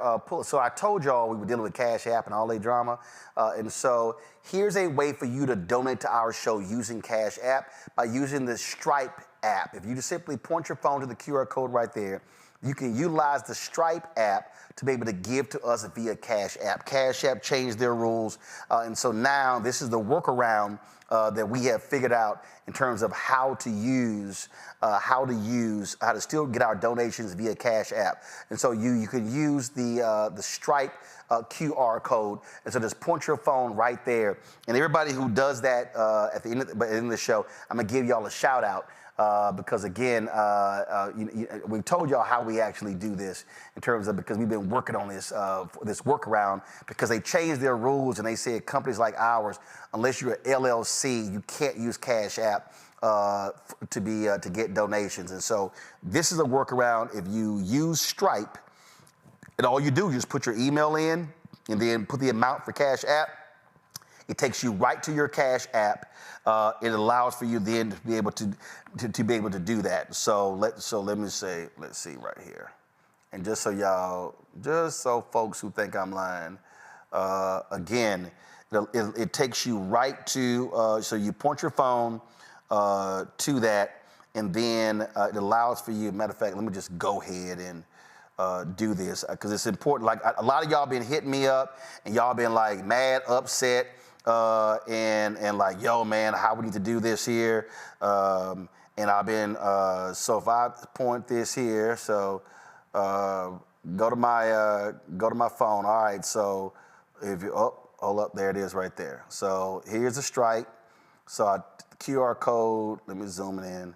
QR code, all right, let me take it in. Go to Stripe, and then what'll happen is what you do is you put in your amount. So let's say you put in $50, you type in an email, and then all you do is you just tap Cash App and then pay $50, and then, that's a card. So it takes you to Cash App, then boom, it comes right up. There you go. So that's how you do it, folks. So please utilize that QR code. And if we could put it in like the bottom right-hand corner, y'all figure it out. All right, y'all, a lot of people, 6 days later, are still, they don't know what to do. They don't know where to go. It's some folk, they've been taking time off. They are upset. Other day we had Kelly on the show, and she was talking about, oh, Lord, we just tired. Folk just tired, upset. Black women like, hey, don't even come holler at us, because we ain't trying to hear that. It's a whole bunch of folks who are truly in their feelings. I totally understand that. And so psychotherapist and licensed social worker Miranda Frazier joins us right now. And so glad to have you here. So how are you walking people through to process this election trauma? And if we go back to 2020, white folks lost their mind. They tried to storm the damn Capitol. So let's be real clear. Supporters of Vice President Kamala Harris, they have not torn the country up. They have not tried to storm the Capitol and beat down cops and others. But what are you saying to people who really are stressing because of what happened on November 5th? Right now, we're having the conversation that political stress is just as legitimate as generalized anxiety, major depressive disorder, schizophrenia. When it comes down to the impact of elections on an individual's mental health, we're talking about deep personal issues that are emotionally charged. And so we have people that are experiencing triggers and exacerbated symptoms of PTSD, especially among those who already have experienced trauma. And so the guidance is to take a breath, step back, distance yourself from social media and the news outlets to recenter yourself. Because if we allow ourselves to be consumed with what is going on in the world, not that you don't need to be knowledgeable, but to become obsessed and to be consumed with it, it only exacerbates these symptoms. And when it comes down to our African American community, more than any other group, we are affected by the uncertainty of the political climate, the political change. And so due to the historical trauma that we've already experienced, our population at a rate of 20% more than our white counterparts are experiencing these exacerbated symptoms. You know, and so how do we have the conversation with folks? Because I mean, it's a lot going out here. I don't know if you saw this. This was circulated on social media. Give me a second. I saw this and I was like, oh my Lord, these people are losing their minds. They were upset. This dude got divorced, or his wife hit his ass with. Let me find this here. I saw this here. I don't really blame her either, but I'm just saying. Let me pull this up on the iPad because I saw this and I said, "Oh my God!" So this is circulating. This was on, I forgot, one of those chat boards, and so this guy posted this here. I voted for Trump. My wife sent me divorce papers. What do? I didn't even know it was possible to be served divorce papers this quickly. I don't even know what to say. I'm shocked. I married somebody willing to throw away our entire life over politics. Last week we were happy. Today we're getting divorced. She won't have a discussion, says nothing will change her mind, and insists she is going to report my parents because they live off of disability. But my dad does cash work and auto repair, so now I'm working for my whole family. She wants me to put her out of the house. We have $300K in it, plus built a 4-bay garage since we bought it 3 years ago. I can't afford that. When I told her she was packing her things, she said, I guess she's finally gonna realize how it feels to be fucked by a Democrat. ETA, her name is on the deed, but not the mortgage. I'm not confident that I can reason with her. What do I do? Where do I start? How do I fix this? Is anybody else experiencing this in the wake of election results? Doc, he effed around and found out. Very much so. I mean, so what would you say to somebody like him or his wife who's like, Renita's like, damn, that was cold-blooded, but I guess he wasn't listening. Wife was like, don't vote for that thug. Go ahead, what you say? Yeah, so, communication is key. And first and foremost, both parties have to be willing to work on the relationship. As I stated in the beginning, the personal effects of these elections, it runs deep. And strained relationships are one of the effects of elections such as this. Not only do we have husbands and wives that are disagreeing, we have mothers and children and fathers, and nobody's getting along right now because they are looking at this election through a different lens, much different lens than what we are used to. And so in that situation, both parties would definitely have to agree to be willing to work on the marriage and then communicate. You've got some, let me tell you something. Thanksgiving about to be real rough at some places. Yes. What's your advice for dealing with MAGA folk at the Thanksgiving table? So we have to set boundaries in place. We have to set boundaries in place and be aware of the conversations that we are entering into, and be mature enough to know where to draw the line in the sand. We need community. We need our support system, our loved ones. And so we can agree to disagree. But we also have to protect ourselves and provide that self-care by establishing that boundary and not allow the toxicity to brew because of a difference of opinion. So hopefully everybody will be mature enough to stay in their corner of the ring, say what they have to say, and call a truce. I'm gonna tell you right now. Wait, hold on. This one dude tweeted. He said, "Post-election, I don't want to go visit my parents at Christmas. The boys love it, but I may have to veto it this year. I can't bake cookies with people who voted to make my children's lives so much worse." And that's okay. That's okay. They have every right to, again, protect themselves, establish that boundary, and let the parents know that I'm just not in a place right now where I can engage in conversation. And after that, that gentleman has had time to sit with himself and come to a place where he can actually have that conversation with his parents, then he can make that next move. But he's got to be ready. Yeah, this another woman in response to what he posted. Give me a second. I want to show this here.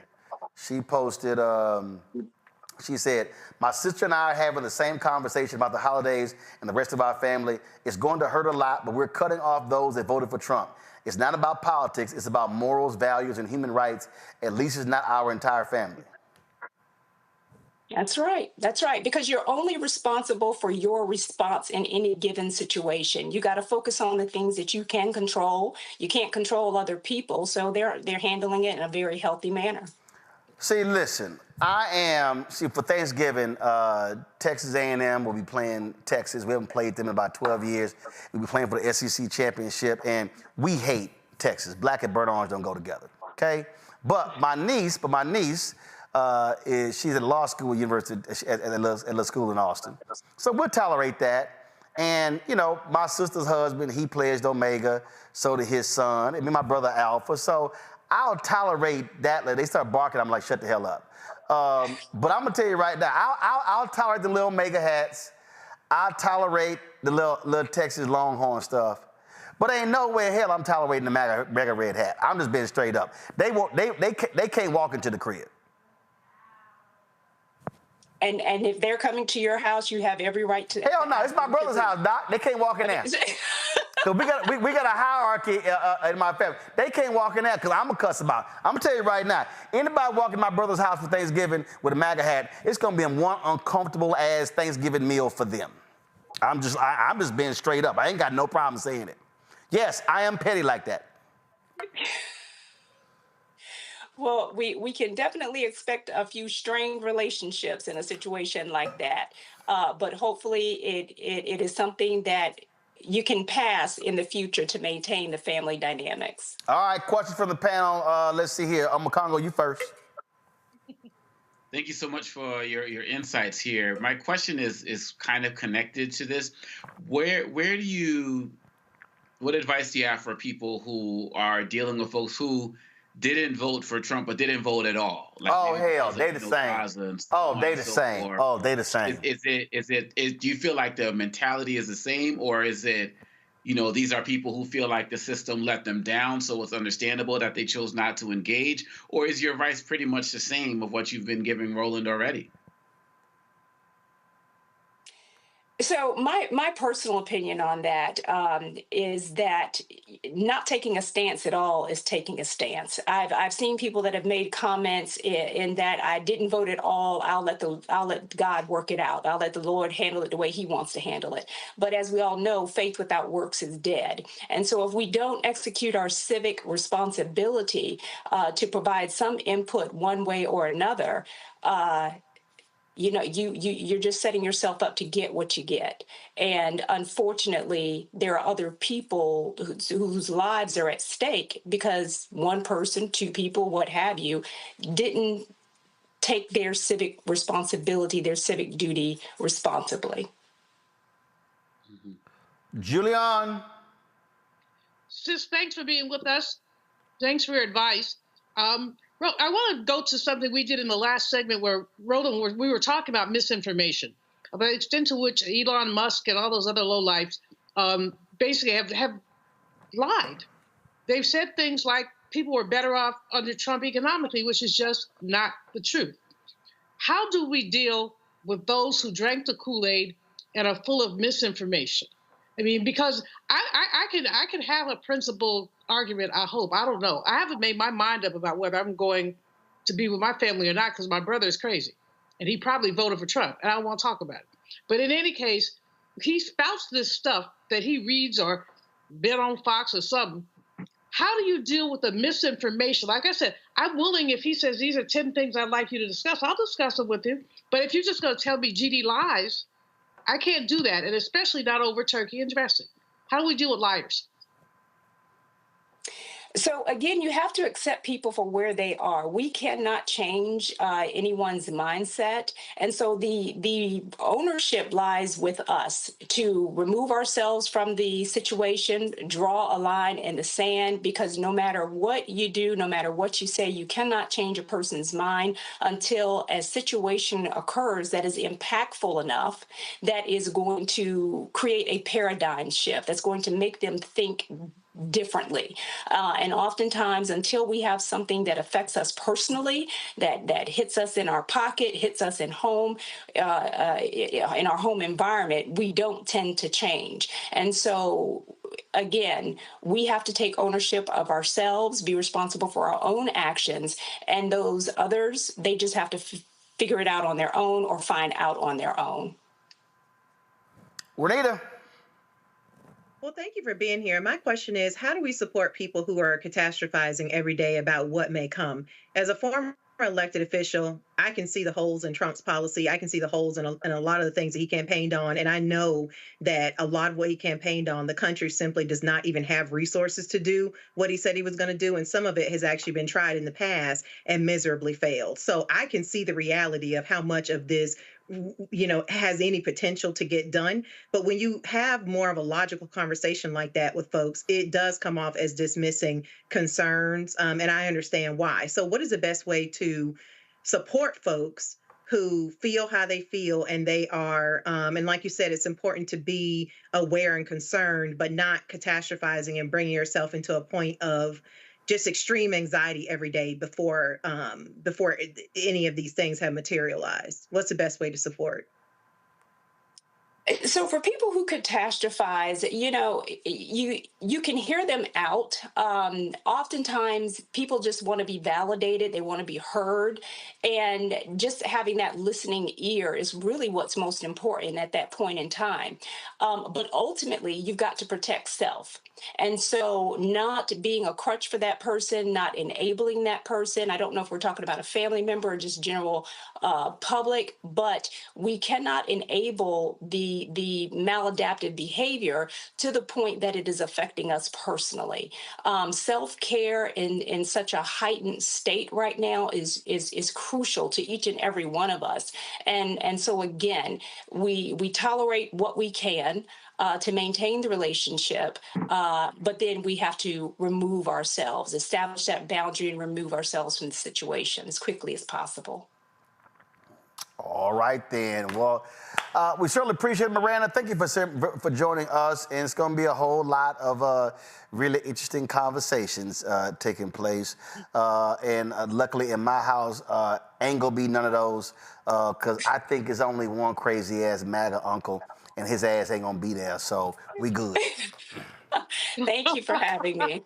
Appreciate it. Thanks a lot. I'm being straight up, y'all. Just letting y'all know. I ain't got a problem saying it.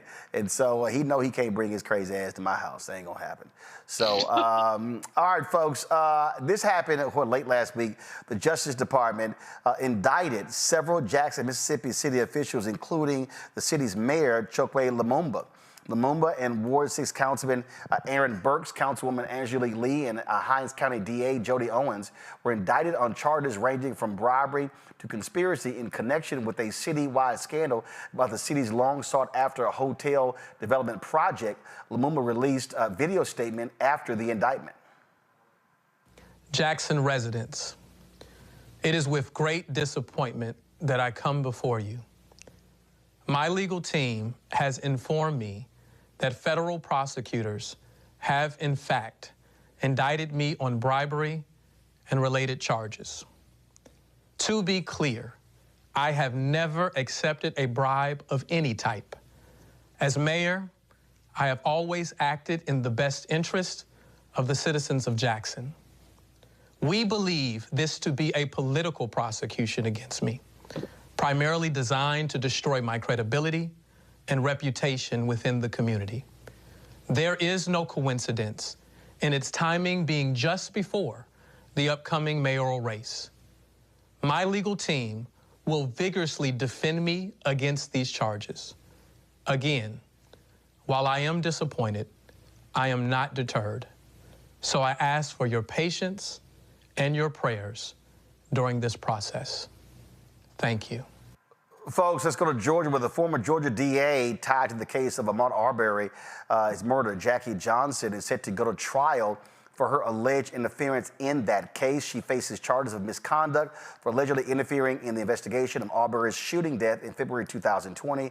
The case drew national attention when three white men, of course, tried to arrest, and they eventually killed Arbery. They were all convicted in federal court and pleaded guilty in state court as well. And so we will see what happens in that particular case. Folks, that is it. Let me thank Renita, Julian, and Makongo for being on today's show. Like I said, all these folk who are so happy the king is back, they're going to learn real soon. They're going to learn real soon, Julian, what happens when you elect a king and you have no guardrails, no restraints, and the Supreme Court has said, oh, we're good. He has total immunity. Okay. They about to learn. They about to learn. They are about to learn. And Renita, they can't come look at black people because we tried to tell them.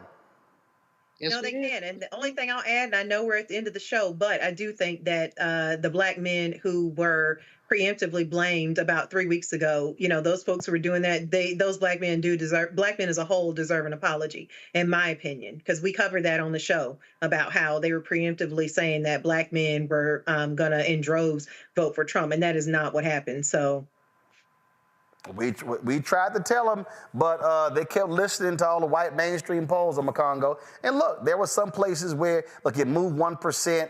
It didn't move. Folks had various reasons. But even those folks, okay, all y'all folk who kept talking about contracts and stuff, on Makongo, here's what they don't know. Under Trump, they bundle contracts. That means a lot of these black businesses can't even bid on the contracts. Two, the Trump folk stopped you taking racial data. So now you don't even know what the disparities are. But go on right ahead. Yeah, folks are going to find out real quick that misery does not love company. I mean, that misery is coming for everybody. I mean, remember what he did with the farmers, you know, when they couldn't even get their crops to be sold overseas? Like, that's about to happen across the entire, all different regions because of his tariffs plan that's going to go on. And so I heard one study said that one report said that the most Googled term was how to change votes after Trump got elected last week. People were seeing if they can change it because they're already having buyer's remorse. You're going to see what happens. And again, hashtag, we tried to tell you. All right, thanks a lot, folks. Folks, don't forget, support the work that we do. All right, you already know there's other people out there, they ain't supporting what we do. So your support is absolutely critical. And so do this here. Please join our Brina Funk fan club. And so there are multiple ways to give. First off, Cash App users. We have found a workaround. And so you can utilize the app Stripe. All you do is put your phone, use that QR code, you put in an email, put in your amount, takes you right to your Cash App, boom, you can give right to us. You can also send your check and money over to P.O. Box 57196, Washington, D.C., 20037-0196. You have PayPal, R. Martin Unfiltered. What's this here? Hold on one second. Okay. PayPal, R. Martin Unfiltered. Venmo is RM Unfiltered. Zelle, Roland at RolandSMartin.com. Roland at RolandMartinUnfiltered.com. And shout out to Gene Clack, Adrian Gentry, Anthony Mosley, Yolanda Williams, Charles McLaughlin, Ronald Williams, Craig Wilson, Addie Wilson. They all gave using cash apps, and we certainly appreciate y'all doing so. And of course, the folks who gave to us via Zelle, Willie Urban, Devon Slaughter. I appreciate that. Let's see here. Who else? Lindsay Murray. Let me thank all of y'all who gave via Zelle. And let me see, I'm gonna type in Venmo. Let's see here. Ludmilla Conshin, Stephanie Dunaway, Roslyn Jamal, Trevin Johnson, Cheryl Petaway, Nakisha Smith, David Norris, Erica Syfax, Lois Bentley, Kayla Williams, Wungava Dimps, Sean Crosby Payne, Tiffany Walker, Pasquale Grant. Thank all of you for giving via Venmo. Folks, that's it. I'll see y'all tomorrow right here on Roland Martin Unfiltered on the Black Star Network. Holla! Black Star Network is here. Oh, no punch! I'm real revolutionary right now. Thank you for being the voice of Black America. All momentum we have now, we have to keep this going. The video looks phenomenal. See, there's a difference between Black Star Network and black-owned media and something like CNN. You can't be black-owned media and be scared. It's time to be smart. Bring your eyeballs home. You dig?